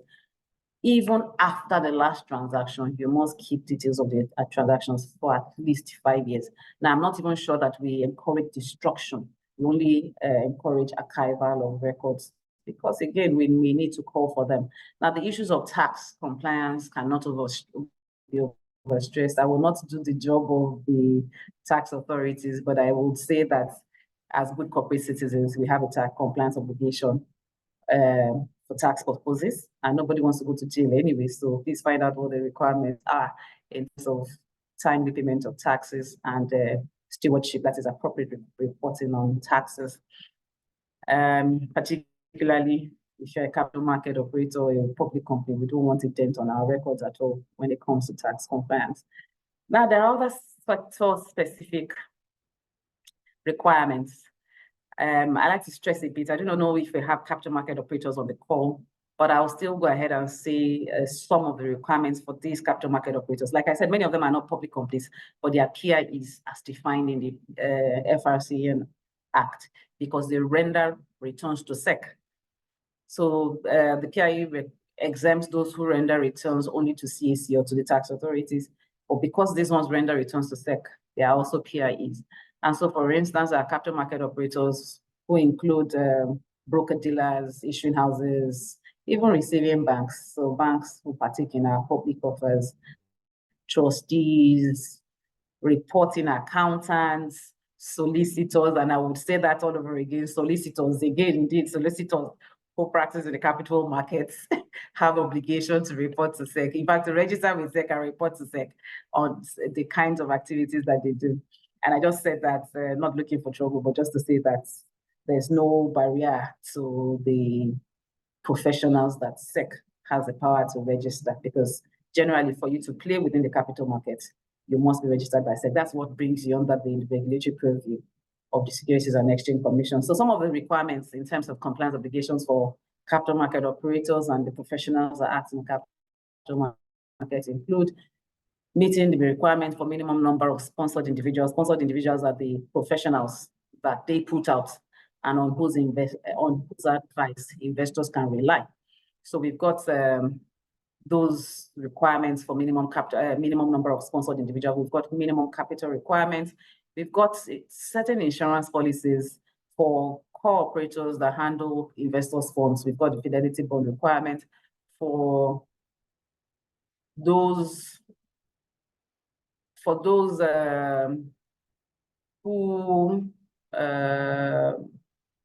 are professionals, like the accountants and the lawyers. We expect them to have professional indemnity insurance. Amongst others, we have reporting requirements on financial statements. I think I mentioned those earlier. We also have membership of SROs. So it is mandatory if you're a capital market operator to be a member, that is the companies now, to be members of the relevant trade group. So if you are a registrar, you're part of this of capital market registrars. If you're, and that's a partner of ICSAN, by the way. If you are a broker, you're part of ASHON. If you're a fund manager, you're part of FMAN. If you're a broker dealer as well, you're also part of an exchange. So again, so when SEC says it is the apex regulator, it's because SEC recognizes that there are other frontline regulators that help us to implement our regulations. And so it is mandatory to be part of those trade associations or SROs or self-regulatory organizations. And then for those issuers in the capital markets, those who raise funds for long-term purposes in the capital market, it's mandatory for them to file returns on utilization of proceeds of their offers by themselves or by their issuing houses. And that's one big capital market. You don't just take money from the public and go away. You have a continuous obligation to disclose the use of those funds. We will check if they're in line with the disclosures you had made to the public before you raised funds from the public. We also still do site visitation to ensure that what you say you will do, you actually do those monies. We do it such in partnership with the trustees that we have registered. And all of these is geared towards protecting investors and making sure that our market is properly governed. And then we've got money laundering reporting to be done. So you have return on the mandatory returns you make for handling for transactions of certain thresholds. There's also foreign exchange transaction disclosures, there are PEP disclosures, there are annual compliance plan disclosures that you have to make, and so on and so forth. We also regulate our capital market operators to the extent that for them to open branches or indeed close branches, they require the approval of SEC. And then if there's a change in registration information, you can't turn the regulator to a stranger. If you're going to change your name, you need our permission. If you're going to appoint a new director, you need our permission, even if it's the name of a scheme anyway. So if you're managing a fund have registered, so ABC fund or Rufai fund, and you want to change it to Mr. Rufai fund, as simple as that, you need to get the prior approval of the commission, and that's enshrined in section 7 of the act. So you cannot change the name under which you're registered or change the directors or the shareholding without letting us know and getting our no objection.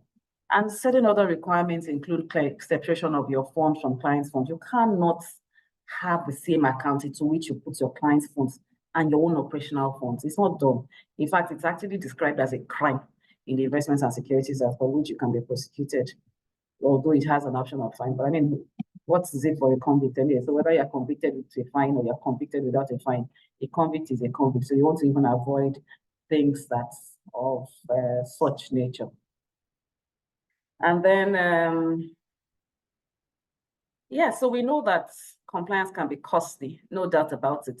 You have to plan for compliance because the cost of non-compliance is actually far more than the cost of compliance. It's something that you need to do. I would personally even recommend that you institutionalize compliance, make it a culture, let everybody feel or realize the need for compliance, and let everybody become an advocate for compliance. Let people just comply.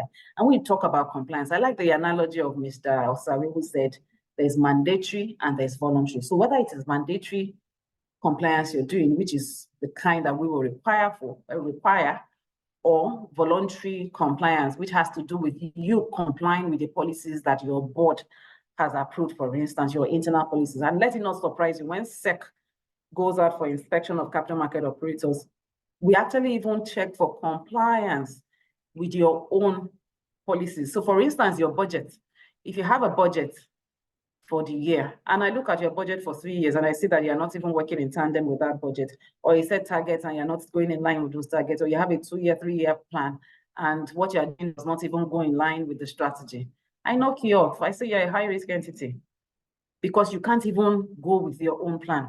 How much more the regulators plan? You're not there to make business, make money off the regulator. You're there to make money off the objective of your existence and the strategy you have put in place to achieve your objective. So please, both voluntary and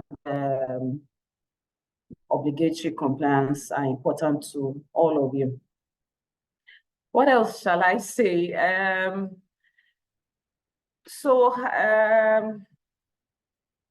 let me also highlight the role of our members, the ICSAN members, and I know many of them are company secretaries, so it's not mandatory. I'm not a company secretary, but I'm a proud member of ICSAN. But I know that a lot of us practice company secretaryship. A lot of us are compliance officers for our organizations. And so though it is not only ICSAN members that are compliance officers and company secretaries, I'm only just saying that it is important for us to keep the line, to behave well, to portray the right culture and indeed practice the right, carry on the right behavior in our various organizations. So we are the ones which will champion the cause. We have an obligation to be compliant, to ensure that the organizations we work for are compliant, and to also carry a capacity building within our organizations. There should be transfer of knowledge. So even after this webinar, I expect that you would go and transfer knowledge or whatever it is you've been able to get from here to your colleagues. In the Securities and Exchange Commission's regulation, it is mandatory that as part of your compliance program, you have a mandatory compliance training for all your employees annually, all annually, enjoying that everyone does that, whether you're a capital market operator or not. So, I mean, this is where I land. I just want to encourage all of us to just imbibe compliance as a culture. I know I'm a regulator, but don't comply just because regulators say you should. It is, of course, mandatory on you, but don't just do it because of that. See the big picture, see the reasons for it, and you will find out that it is easier that way. We don't regulate to strangulate, work together. I think MP Abella was the one who said, late MP Abella was the one who said, you cannot clap with one hand. So what is it what is the need for us if we make a regulation and there's no regulated entity to obey the regulation? So the intention is not to stifle businesses, it's not to strangulate the regulators. It is to make Nigeria a better place, to make a better investment destination for all those who are willing to invest. Thank you very much for listening to me. I'll be around for questions. Thank you so very much, Mrs. Rufai, for this beautiful one. And I'm sure the participants have been, endowed with a lot of your knowledge in this regard. Thank you so very much. I know after the second discussion, we'll be asking 1 or 2 questions so that we can be able to manage our time appropriately. I don't know if the registrar of the institute is on standby. He has 1 or 2 recognitions to make. Mr. Are you there? Registrar ICSAN, are you there?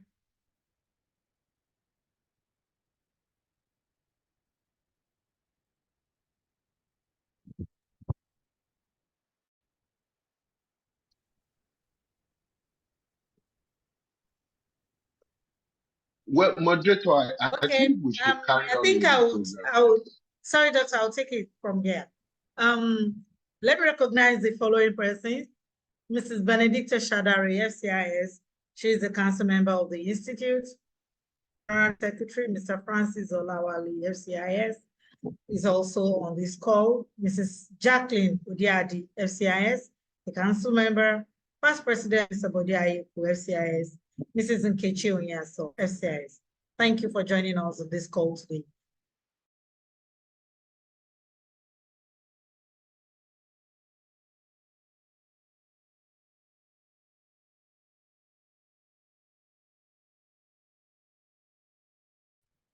And we appreciate you and ready for us. I'll be taking his profile before we proceed. Mr. Gosami Wenika is an experienced accounting professional with about 20 years of working experience, cutting across audit, compliance, risk management, project management, financial reporting, integrated reporting, corporate governance, as well as regulatory oversight of public listed companies and other public interest entities. He is currently head ISUA Regulation Department of the NGX Regulation Limited, formerly Nigerian Stock Exchange.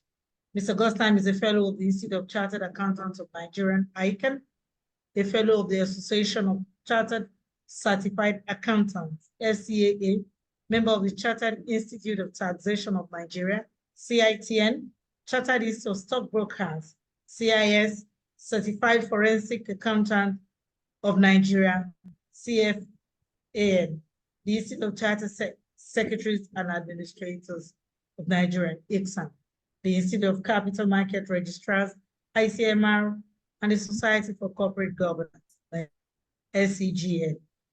Goldstein is an alumnus of the Lagos Business School and holds an MBA from Obafemi Awolowo University, Ile-Ife, and also a BSc in Quantity Surveying from the same institution. He is an ordained pastor, happily married, and blessed with children. The floor is yours, Mr. Goldstein. Thank you so much, very much for joining us. We appreciate this. Thank you very much for the introductions, and I want to thank the leadership of our institute for the opportunity to contribute my quota to the topic for the day. And considering how much time that we have taken, I want to crave your indulgence to permit me to go with the protocol already established by those that have spoken before me. And I think the two reps that have spoken are my regulators. So I will just add a little to what Mr. Osawe and Mrs. Rufai have already discussed. And in addition to what the Registrar General has also done justice to this topic through his bookmarks. I will dwell on slide 16 of the main presenter's paper that define public interest entities, and just highlighting the fact that out of the various definitions we have there, two are related to what we do at the NGX, that is the listed on entities on any recognized exchange in Nigeria. So the about more than 150 public quoted companies that are listed on NGX are therefore an area of interest to me. We also have non-listed entities that are regulated. So for example, trading license holders that we used to call daily members of the exchange, or popularly known as stockbrokers, are also public interest entities that are under the purview of the NGX Regulation Limited. Let me touch on compliance and regulatory obligation of PIS, as already discussed by Mr. Osawe. In line with the definition of the PIS in the slide 16 that I mentioned, and under the FRC Amended Act 2023, the regulatory obligations of these companies cut across different regulatory authorities, which includes the FRC itself, the Central Bank, the Securities and Exchange Commission, NICOM, amongst others. Now, generally, what I observe is that the regulatory obligations for these PIEs are centered around financial reporting, risk management, and good corporate governance, as stated under the Nigeria Code of Corporate Governance 2018, CAMA 2020, and other sectoral corporate governance guidelines, like the set corporate governance guidance that Mrs. Rufai discussed.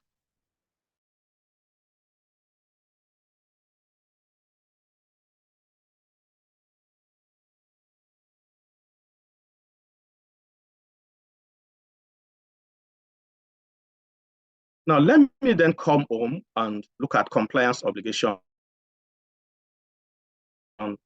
that I promote transparency in the market and manage systemic risk in line with the OSCO principles of securities regulation and the powers delegated to us by the Securities and Exchange Commission. I think Mrs. Rufai highlighted that fact that under the ISA, the SEC delegates some powers to other frontline regulators in ensuring that the market is properly regulated. Now, to ensure that investors are protected, we apply various measures such as developing rules that promote disclosure and transparency among issuers by ensuring that relevant information is available to the public to make their investment decisions. while also prescribing controls and processes that the trading license holder and issuers should have in place to mitigate systemic risk. Now, with regards to transparency at NGX, we focus on two types of corporate disclosures. These are structured disclosures and continuous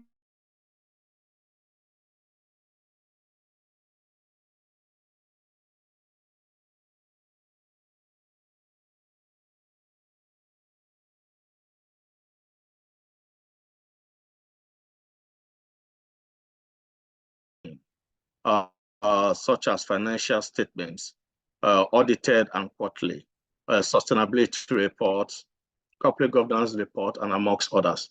And we have timelines for each of these reporting. And basically, like the main paper presenter did mention, our timelines are of the back of the reporting period for the type of financial reports we expect the company to make. So for example, June just ended, which is like the end of the first half or second quarters for many public listed companies. We expect that by July 30th, public listed companies will then be submitting their quarterly returns for that quarter that just ended to the NGX. And if for any reason a company, just like most banks do, want to audit those financial statements, instead of filing with us within 30 days, you have extra 30 days. So meaning in total 60 days to file the financials with us. Continuous obligations, which are unstructured, on the other hand, are other price sensitive information that are required to be disclosed as soon as they occur. E.g., when there's board and management changes in a company, investment and divestment transactions, related party transactions, anything that is price sensitive. And the way we look at price sensitive is when, in your opinion, or you think in the eyes of an informed investor, that investor can rely on an information to make an investment decision. Then under our disclosure regime, you are required to make public that information. For the trading license holders, I'm wearing the hat of the NGX Regulation Limited. So I'm talking to the two major public interest entities that I've already highlighted, listed companies and trading license holders. So for the trading license holders, in addition to financial reporting and comply with the minimum capital requirements of the SEC, we specifically prescribe minimum operating standards. These standards cover areas such as the manpower requirement, the equipment for their operations, organizational structure and governance, effective processes, global competitiveness, and technology. So those are some of the things we expect them to have in place and report on them to NGX Reco.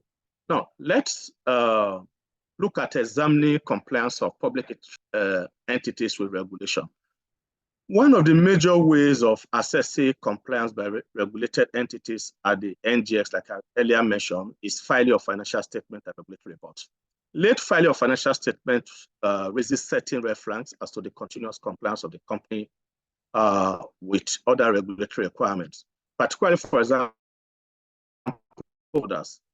Regulatory reports such as financial statements or net capital report helps in assessing their continuous compliance with capital and liquidity provision of SEC and NGX. Now, how do I mean here?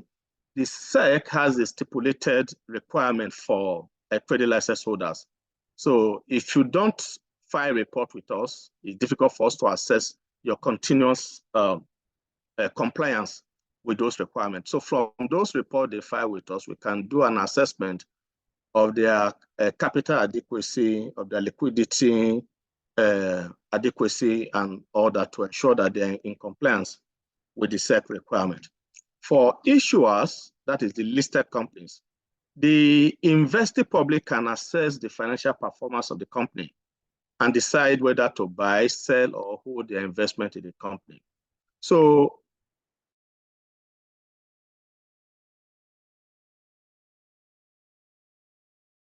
the preventive, detective, and reactive measures, which highlight and address compliance issues in the entities that we regulate. So I'll just deal with them quickly, then I will address the issue of regulatory overlap, and then I will wrap up. Some of the preventive measures we have for listed companies is that we have enhanced disclosure issuers rules, which are available on our website. When you pick those issuers rules, you discover that the requirement for public listed companies are largely disclosure based. We want you to talk to the market. We want you to talk to us. So if in your opinion, something has happened in the company, you know that if the public is aware, it will influence how the investing public will make investment decision, whether to buy, sell, or hold your shares. We require you to disclose. We also, on an annual basis, engage listed company with the SCO's letters, where we highlight issues that came to our knowledge in the preceding year, and advising listed companies how best they can improve on compliance. We do a lot of onboarding and issuers engagement sessions to guide publicly listed companies, the company secretaries, and the compliance officers on how best they can comply with the rules of the exchange. We also have real-time flow of information from the issuers to the market. In other words, for every company that is listed on the NGX, you have access to disclose information to the market on a real-time basis from the comfort of your offices or anywhere you are in the world. And we send reminders and alerts to these companies to ensure that they know what is next to do and they're in compliance with our rules. For the trading license holders, we also have trading license rules that also guide them on what to do. And we also issue what we call annual supervision priorities to them at the end of the year to say, in the coming year, these are the areas we want to focus on in our regulation of trading license holders. Like I mentioned earlier, we have a minimum operating standards for them that we expect them to comply with. And they are also required to have insurance policy and fidelity bond, because they manage the funds of the public on their behalf, and they are the intermediaries between the investing public and the exchange. Under the detective measures we have in place to ensure that public interest entities, in this case the issuers and trading license holders, are in full compliance with the rules of the exchange, is that we do on-site visits. We encourage issuers, for example, to do self-assessment and self-regulation, for example, of their free float requirements. We attend their annual general meetings and ensure that they're in compliance with external rules and regulations. And we also do post-filing reviews of their annual financial statements, unaudited financial statements, and their annual reports. That we do what we call compliance monitoring programs for them. For the trading license holders, we do routine risk-based examination, where we visit them and check what they are doing to ensure that they're in compliance with the rules and regulation of the exchange and the rules of other sectoral regulators, including the Securities and Exchange Commission. We have also what I would call reactive measures to ensure public interest entities are alive to their compliance obligations to the public and the regulators. So for the listed companies, for example, we have what we call the X-compliance report that we publish every Friday at the end of the week, that can tell you how each public listed company is doing in terms of compliance with the rules and regulations of the exchange. We also do what we call mandatory compliance training for public listed companies where they're in violation of our rules. And from our investigation, we realized that it is a lack of understanding of our rules that led to the non-compliance. So instead of imposing financial penalties, we call them to say, we came to our knowledge that, oh, you lack certain understanding of our rules, let's take you through what we expect you to do in line with these rules. And that is just to ensure that compliance is improved. We also have a reactive measure that we call compliance status indicator.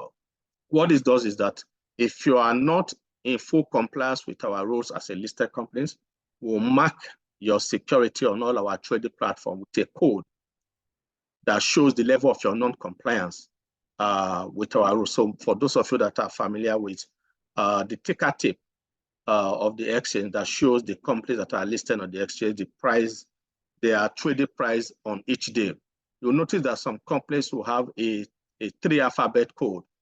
It could be BLS, MRF, and stuff like that. Those codes are to show that that company is not in full compliance with the rules of the exchange. It could be below listed standard, which means the requirement you met before you were listed, you are no longer fully in compliance with them. One of the things we also do, which we don't always want to, is fines as suspension of securities. We can impose financial penalty or suspend trading in the securities of the company. And lastly, we can also delist the securities if we discover that the company is not willing to comply with our rules. For trading license holders, when it comes to our knowledge that maybe there could be things that are not right, we can visit them to do what we call target examination, which is not the normal risk-based supervision we do. And this is normally unannounced. We'll just pay a visit and see what the companies are doing. We have in place an investor protection fund that we can also use to take care of investors that suffered as a result of a misbehavior of a trading license holders. We can also impose fines and suspend them from trading on the NGX, and can also revoke or expel them as trading license of the NGX.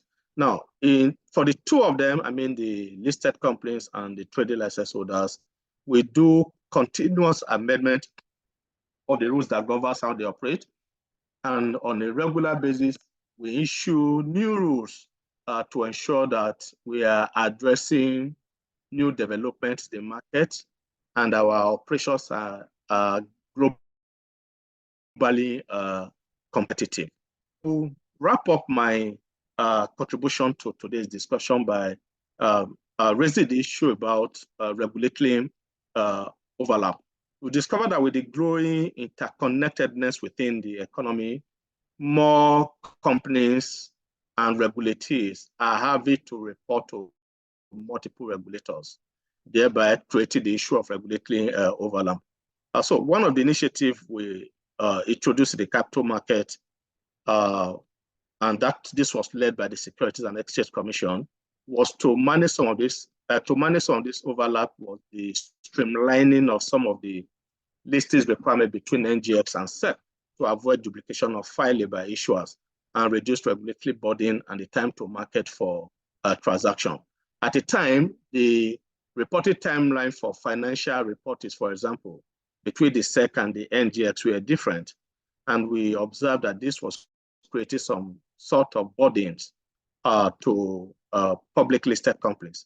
So the NGX and SEC has to work together to streamline to ensure that companies file reports with the SEC and the NGX using the same timeline.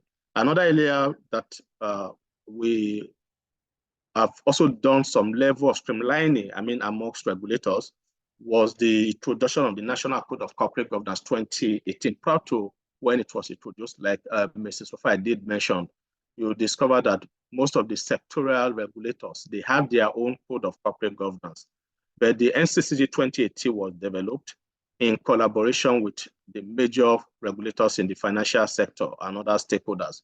And on the back of the national code, each of those sectoral regulators were now advised to come out with sectorial guidelines to bring home the requirement of the national code. I must say that this initiative helped in creating one national code for the country, while sectoral regulators have collapsed their different codes and issue guidelines to address specific prudential issues as it relates to their area of regulation. I therefore now want to mention that another area that I think regulators should consider streamlining is the issue around the filing of return to different entities.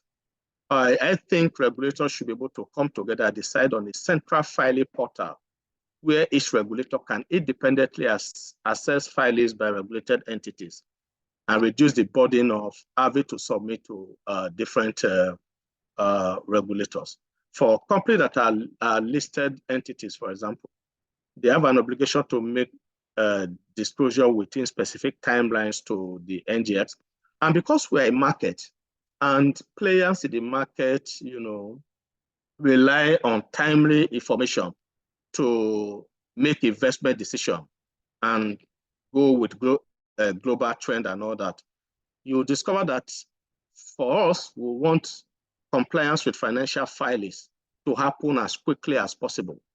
But you discover that maybe for some sectoral regulators, they may want to take time to go through those reports before they are released to the public. So we've witnessed instances where returns are delayed, leading to a gap in the market, and the denied of timely information required investment decisions.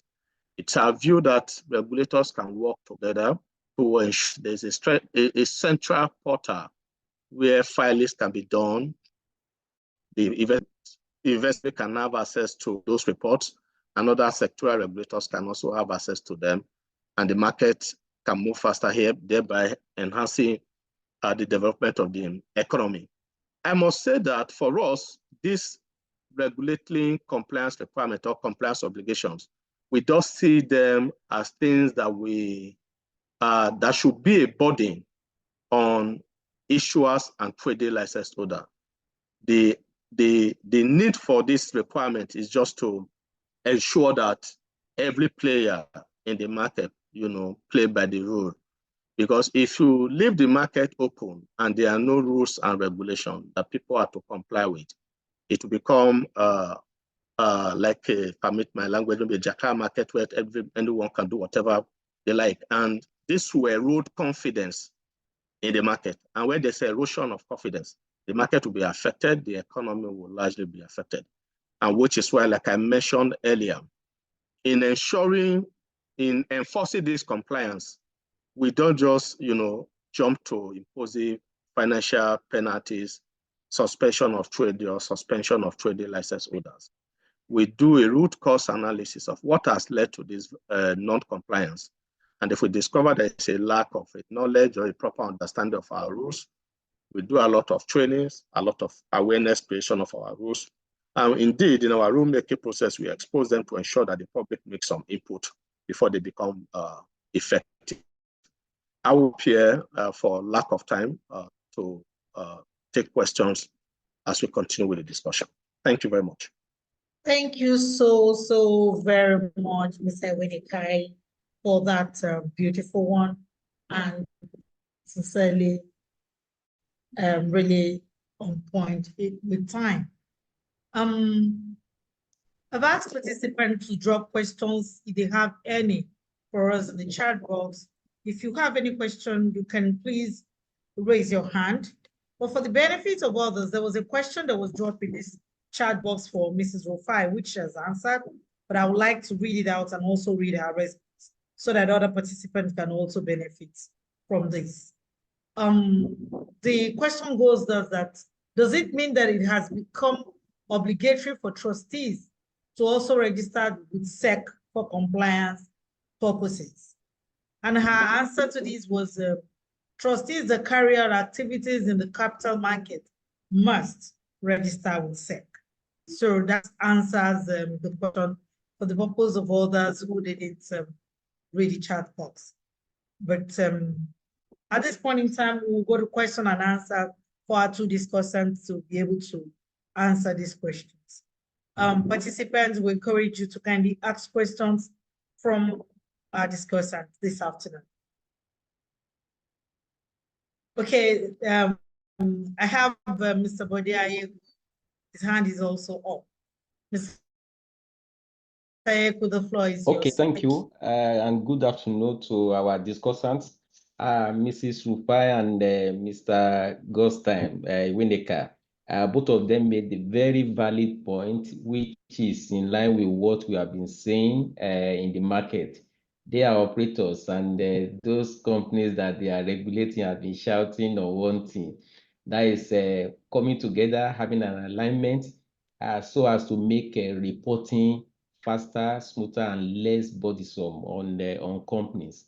For example, if you look at the code of reporting on code of corporate governance, now the FROC created a portal, and when they introduced the portal to us some years ago, the assurance they gave then was that with that portal, when a company files their return on that portal, that it will be replicated across a site that the other regulators can actually access, so that you don't need multiple filings. That was what we were told. However, what we have observed since the portal was launched by Financial Reporting Council about 2 years ago is that it's a standalone portal for Financial Reporting Council. So you now need to file, even when you scoop what you have in the FROC portal on the Code of Corporate Governance, and then you send it to Nigerian Stock Exchange, they will tell you no, it has to, because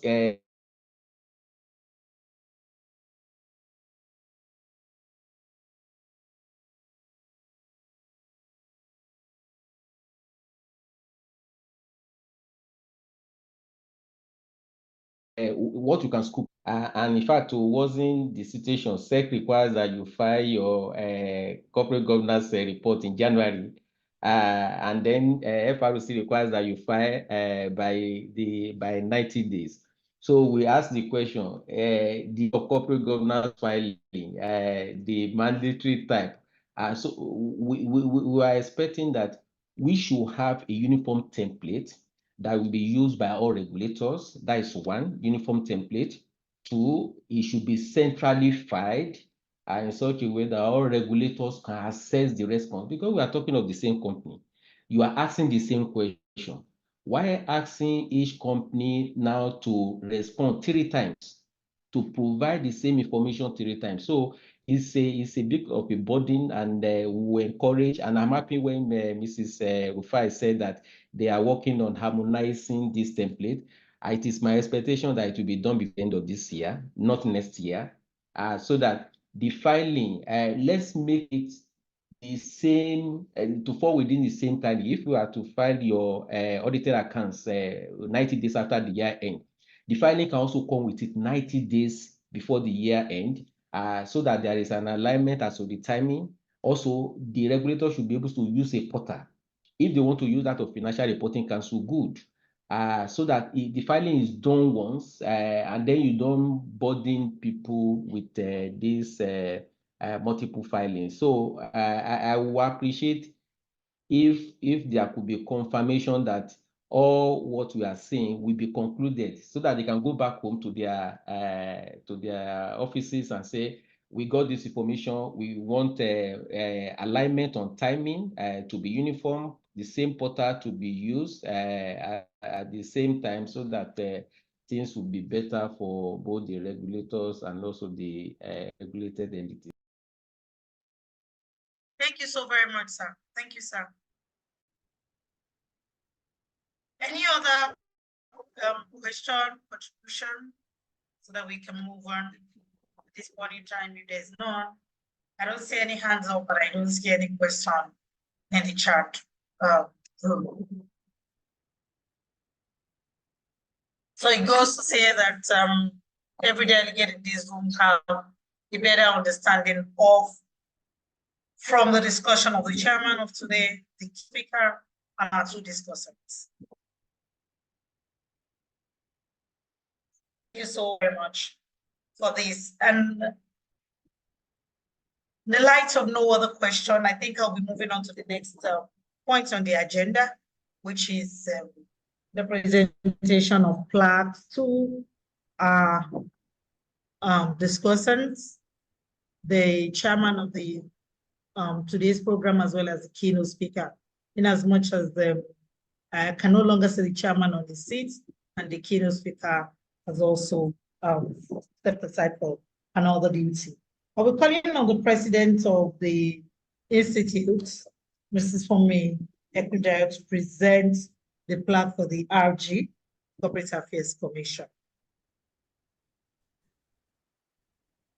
I'm sure after the virtual presentation, all the plaques will be sent to the discussant, the chairman, as well as the keynote speaker. Thank you, ma'am. The floor is yours, Madam President. Thank you very much, our very able moderator, and thank you for how you have efficiently moderated thus far.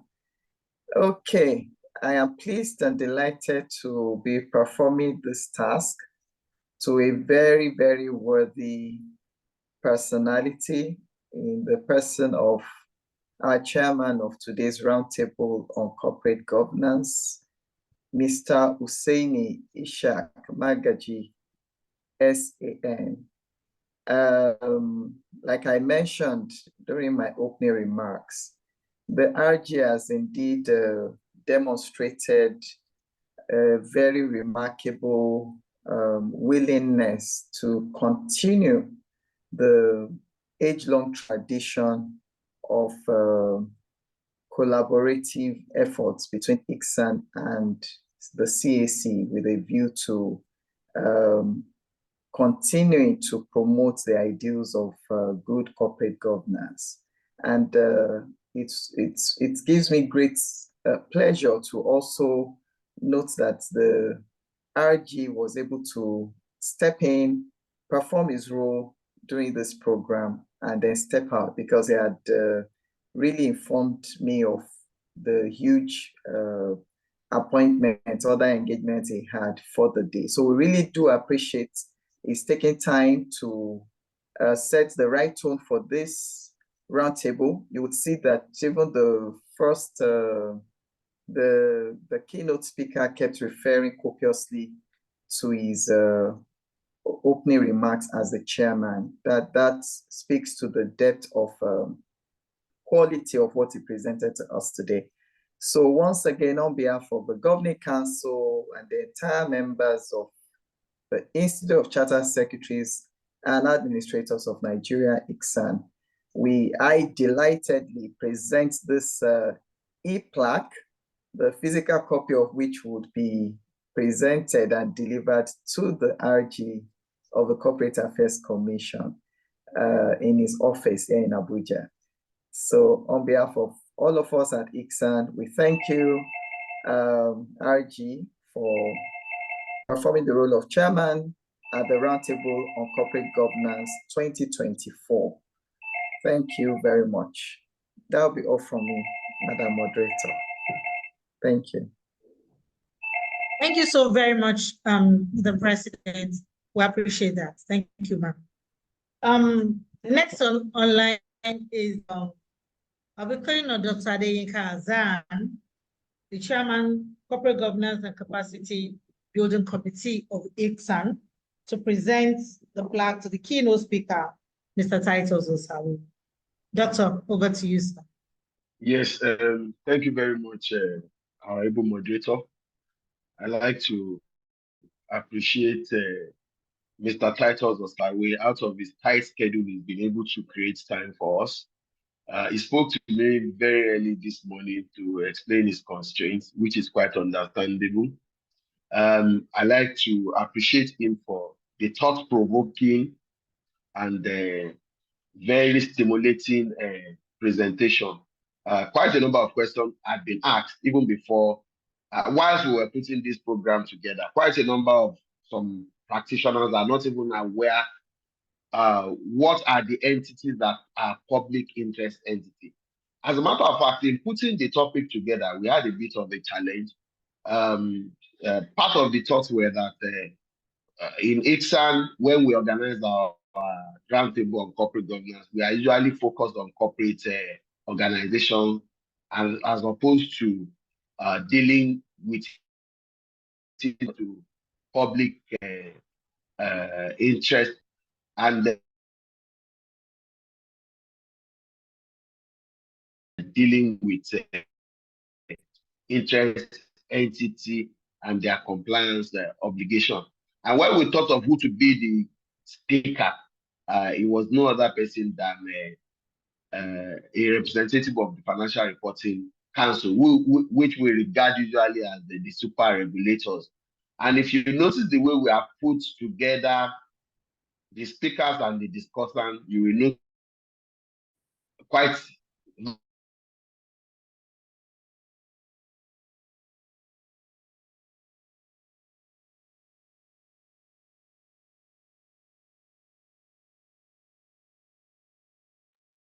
from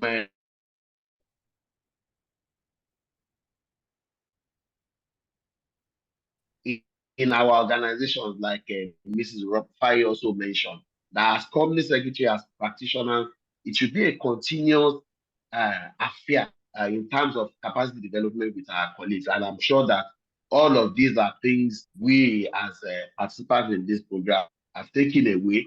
They are thought-provoking. We will settle down in our offices.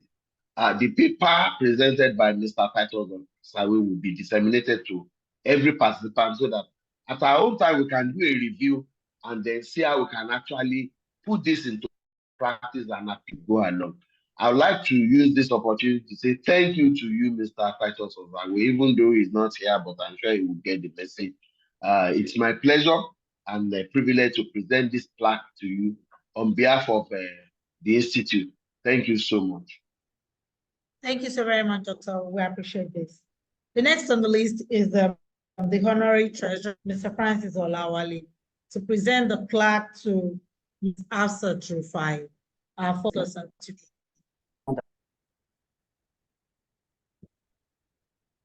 Mr. Olawale, the floor is yours, sir.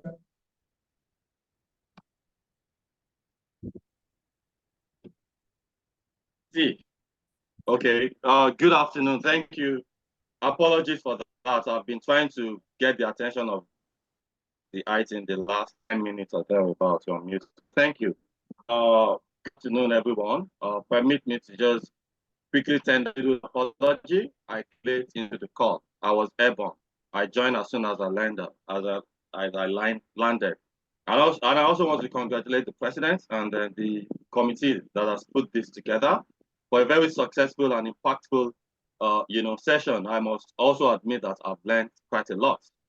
On that note, I would like to, on behalf of the Governing Council of our great Institute of Chartered Secretaries and Administrators of Nigeria, ably led by Mrs. FCIS, once again, with great pleasure, present this plaque, to Mrs. Rufai. It's becoming a recurring thing, and I'll gladly do over and over again. Yeah, and it's always a pleasure to listen to you. The high point of your discussion was when you publicly, admitted to all of us that you as a regulator, also has, a compliance responsibility, within the FRC Act, and that's a good one itself. If a key regulator can comply, then who are we not to comply? Mrs. Afsat, you did very well. Once again, you delved into details, and I'm always very proud of you and always happy, to listen to you. So for this wonderful presentation yet again today, we say a very big thank you. And like I always tell you, ma'am, continue to be a worthy ambassador, of ICSAN. Thank you very much. Thank you, Madam Odo. Over to you. Thank you so very much, Mr. Olawale. We appreciate that. Thank you. I'd like to move to the next plaque presentation. The presentation is going to be Mr. Iwede Kai, and this will be conducted by Mrs. Jacqueline Odiadi, FCIS. Mrs. Odiadi, the floor is yours, ma'am.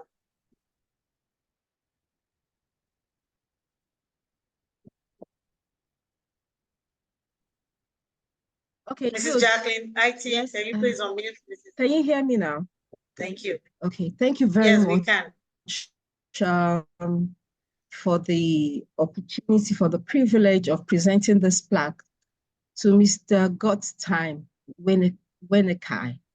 On behalf of my president, Mrs. Fumi Kudayo, members of council, and indeed the chairman of this committee, saddled with the responsibility of putting this program together, and he has done so excellently well, Dr. Yinka Hassan. It's my pleasure to present a token of appreciation for your very insightful presentation. Indeed, you are an epitome of a multi-skilled professional. You brought all the aspects of your training to bear in your presentation.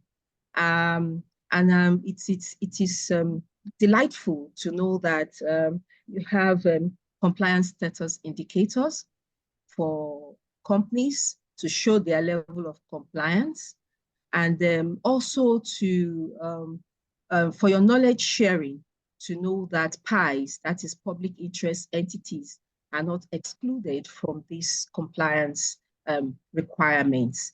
And it is also gladdening to know that you have a fund, investor protection fund, for recalcitrant listed companies. So on behalf of my president, once again, the members of council, and the chairman of this committee, it is my pleasure to present to you a token of appreciation, Mr. Godtime Wenekai.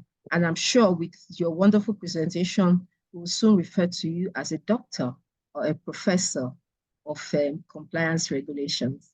Thank you so much for your time and for your knowledge in particular. God bless. Thank you so very much, madam. We appreciate that.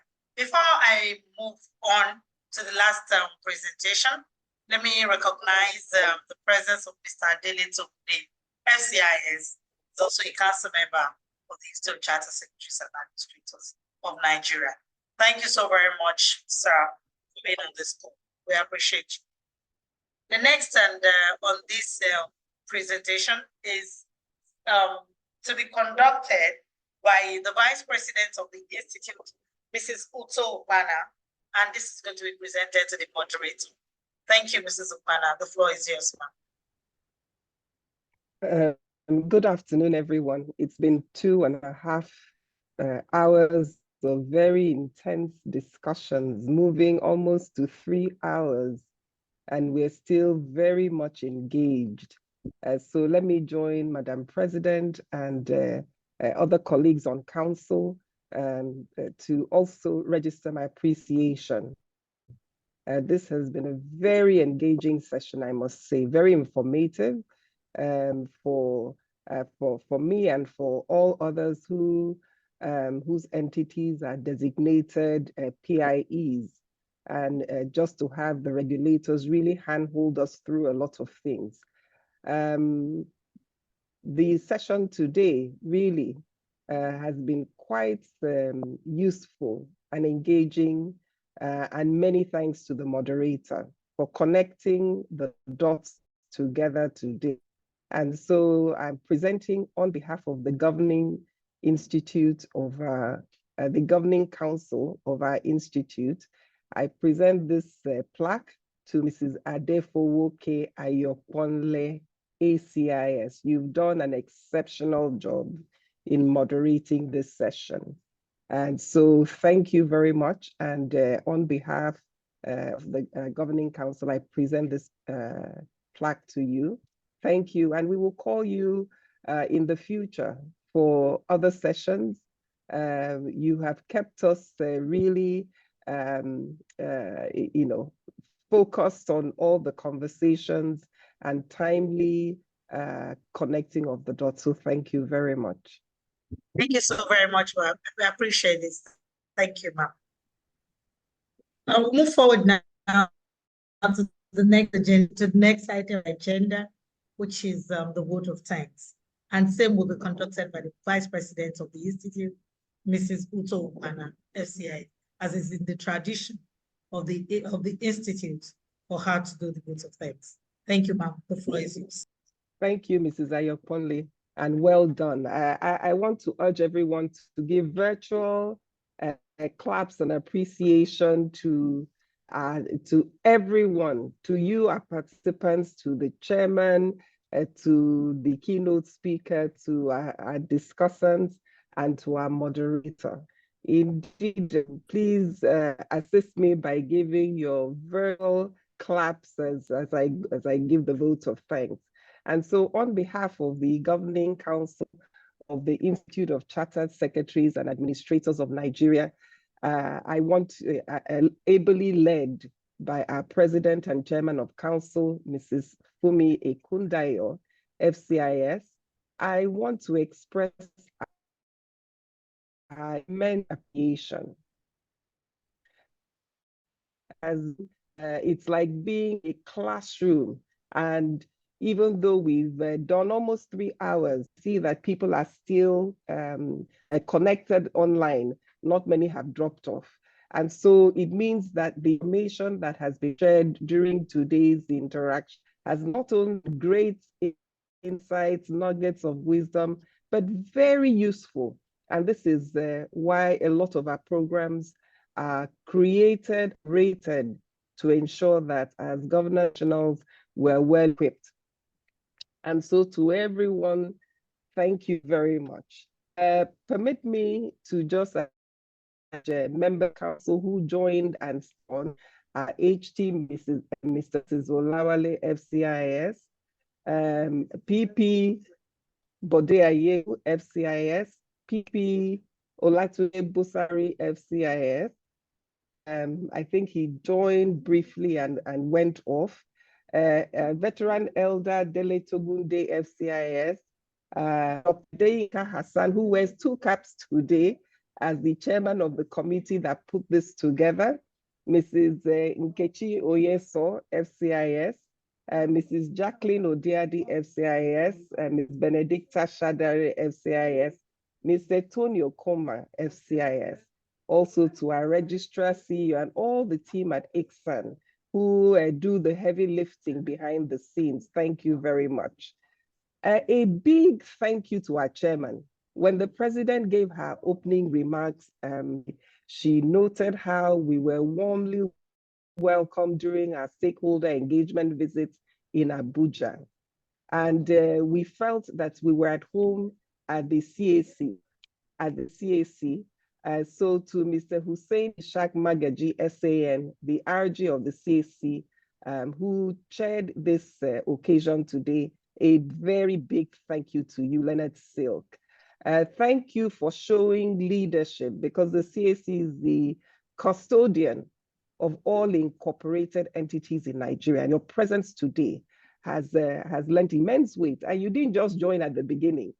Because we know that today is a busy day for you, you had said so, but you stayed on for as long as possible. So a big appreciation to you, sir. And to our keynote speaker, who at the beginning of his slot had indicated that he had to move around some engagements to enable him join today. To you, Mr. Titus Osawe, FCA, FCTI, the Coordinating Director for Corporate Governance and Inspection and Compliance Directorate at the Financial Reporting Council, a big thank you.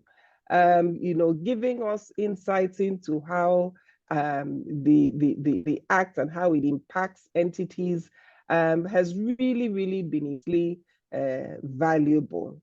And to our discussants, in fact, today was just, the section was really well thought out, and kudos committee. Mrs. Hafsat Rufai, AIS, Director and Head Zonal Office, Lagos Securities and Exchange Commission. Like she mentioned, she was with us barely a week ago when we discussed sustainability. And once again, today she's here with us. She's just a wealth of resource and immense information. Thank you very much. And to Mr. Godtime Iwenekai, ACIS. I love it when we're giving this vote of thanks and we note that there are members. That shows the depth and the wealth of resources that we have in the Institute. So Mr. Godtime Iwenekai, ACIS, who's head Issuer Regulation Department and NJX Regulation Limited. Thank you very much. For me, certain things stood out. And once again, I say that as an institute, ICSAN believes in really providing opportunities for our members and not just to build capacity, but to continuously develop themselves in relevant areas and enhance their effectiveness as governance professionals. And today, speaking about the compliance obligations for PIEs was really, really a trendy and a topical subject, you will agree. Also, what we've noted today from all this, from the keynotes, from the discussants, is that compliance is our license to operate, and we must be deliberate and consciously develop a compliance culture, particularly for PIEs. Also, I believe Mr. Titus Osawe noted that the competitive advantage that you derive is by being deliberate about compliance. The various, the keynote speaker and the various discussants have also touched on the interaction and interrelationship between regulators. And I particularly note the recommendations regarding opportunities amongst the regulators for synergies amongst them. And I hope that they take this forward. Pipi Bode-Ayeku in his comments also made very good recommendations about harmonizing templates and also a central reporting portal. On that note, I want to really commend Dr. Adeyinka Hassan, FCIS, and all the members of the Corporate Governance Capacity Building Committee. Thank you very much for the great work that you have done in putting this together. Once again, to Mrs. Adefowoke Ayoponle, our able moderator, thank you for connecting the dots. Before I end my vote of thanks, I want to invite all participants and our keynote speaker, our discussants, to join us for the following programs of the Institute will take place over the next week or so. Tomorrow is a historic day for the Institute. And so we enjoin you to be at the National Secretariat at 10 a.m. to join us for the groundbreaking and turning of the sword ceremony for our new National Secretariat. This ceremony will take place at 10 a.m., as I mentioned, at the National Secretariat. Also, next week in faraway and, of course, beautiful Uyo, Akwa Ibom State, we will be having our 2024 annual public lecture. And the topic is unlocking sustainable development through public-private partnerships. So we ask that you join us. And also tomorrow, we have our annual general meeting to happen immediately after the turning of the sword ceremony. That the AGM starts at 11. As members of the Institute, please be at the National Secretariat tomorrow. On that note, once again, I want to note our appreciation to all of you for staying on. God bless ICSAN. God bless the Federal Republic of Nigeria. Thank you. Thank you so very, very much, Ma, for that vote of thanks. We appreciate you always, Ma. Before we move further, we have got just one, so a few minutes more, and so we would be done shortly. Let me recognize the presence of Alhaji Habib Tijani, LCIS, Council Member and Chairman Kaduna Chapter, who just joined us. Welcome on board, sir. We appreciate you. Even in as much as we're about to close, you still took the time to join us. Thank you very much. At this point in time, let me call on Dr. Adeyinka Hassan, LCIS, Chairman Corporate Governance Capacity Building Committee, for his closing remarks. Thank you, Doctor. Yes, thank you very much, moderator. What more can I say? The Vice President had said it all. She has done more than what I even expected in terms of appreciating all the participants in the program. Just to ride on the protocol she had laid, I will just conclude by saying a warm thank you to everybody that participated in this program. For all the people who supported us behind the scene, particularly the members of the Corporate Governance Capacity Development Committee, I can assure you that a lot of effort went into this. There had been meetings upon meetings, There had been a lot of calls here and there to ensure that this day came to pass. I also want to appreciate the support we got from the Secretariat. Everybody in the Secretariat had their own input in supporting and ensuring that this program was successful. And like the VP mentioned, I looked at the list and I found that quite a number of us are still, we've been here for about 3 hours, and that's an indication that people are quite stimulated and enjoyed the program. I want to thank each and every one of the discussants and the keynote speaker, and of course our able chairman, the RG of CAC. And I want to encourage this and every one of us to always watch out for all the programs, corporate governance capacity development committee. There are quite a number of programs that are coming ahead. By next month or thereabout, there is still another program coming up soon. So I will encourage each and every one of us to also plug into it and other ICSAN program. And to round it up, Mrs. Ufai had said, as company secretary, we should keep the flag flying. We should go back to our respective organizations and ensure that we are the ambassadors of ensuring that compliance is put in the right place in our various organizations. Having said that, I want to say thank you again as we close this program, and look forward to the next corporate governance roundtable in 2025. So thank you, everyone. Thank you so much, Dr. Azan. I miss yours sincerely, Adefoke Ayokunle, Lead Counsel, First Row Solicitors. I would like all participants to please enable your video for group photograph before we finally close for the day. All participants, kindly enable your videos.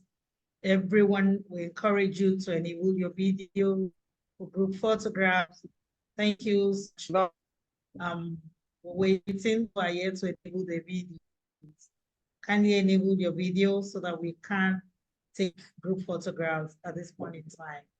Thank you so very much. I hope we'll be prompted once the photograph has come to an end so that we can finally close for the day.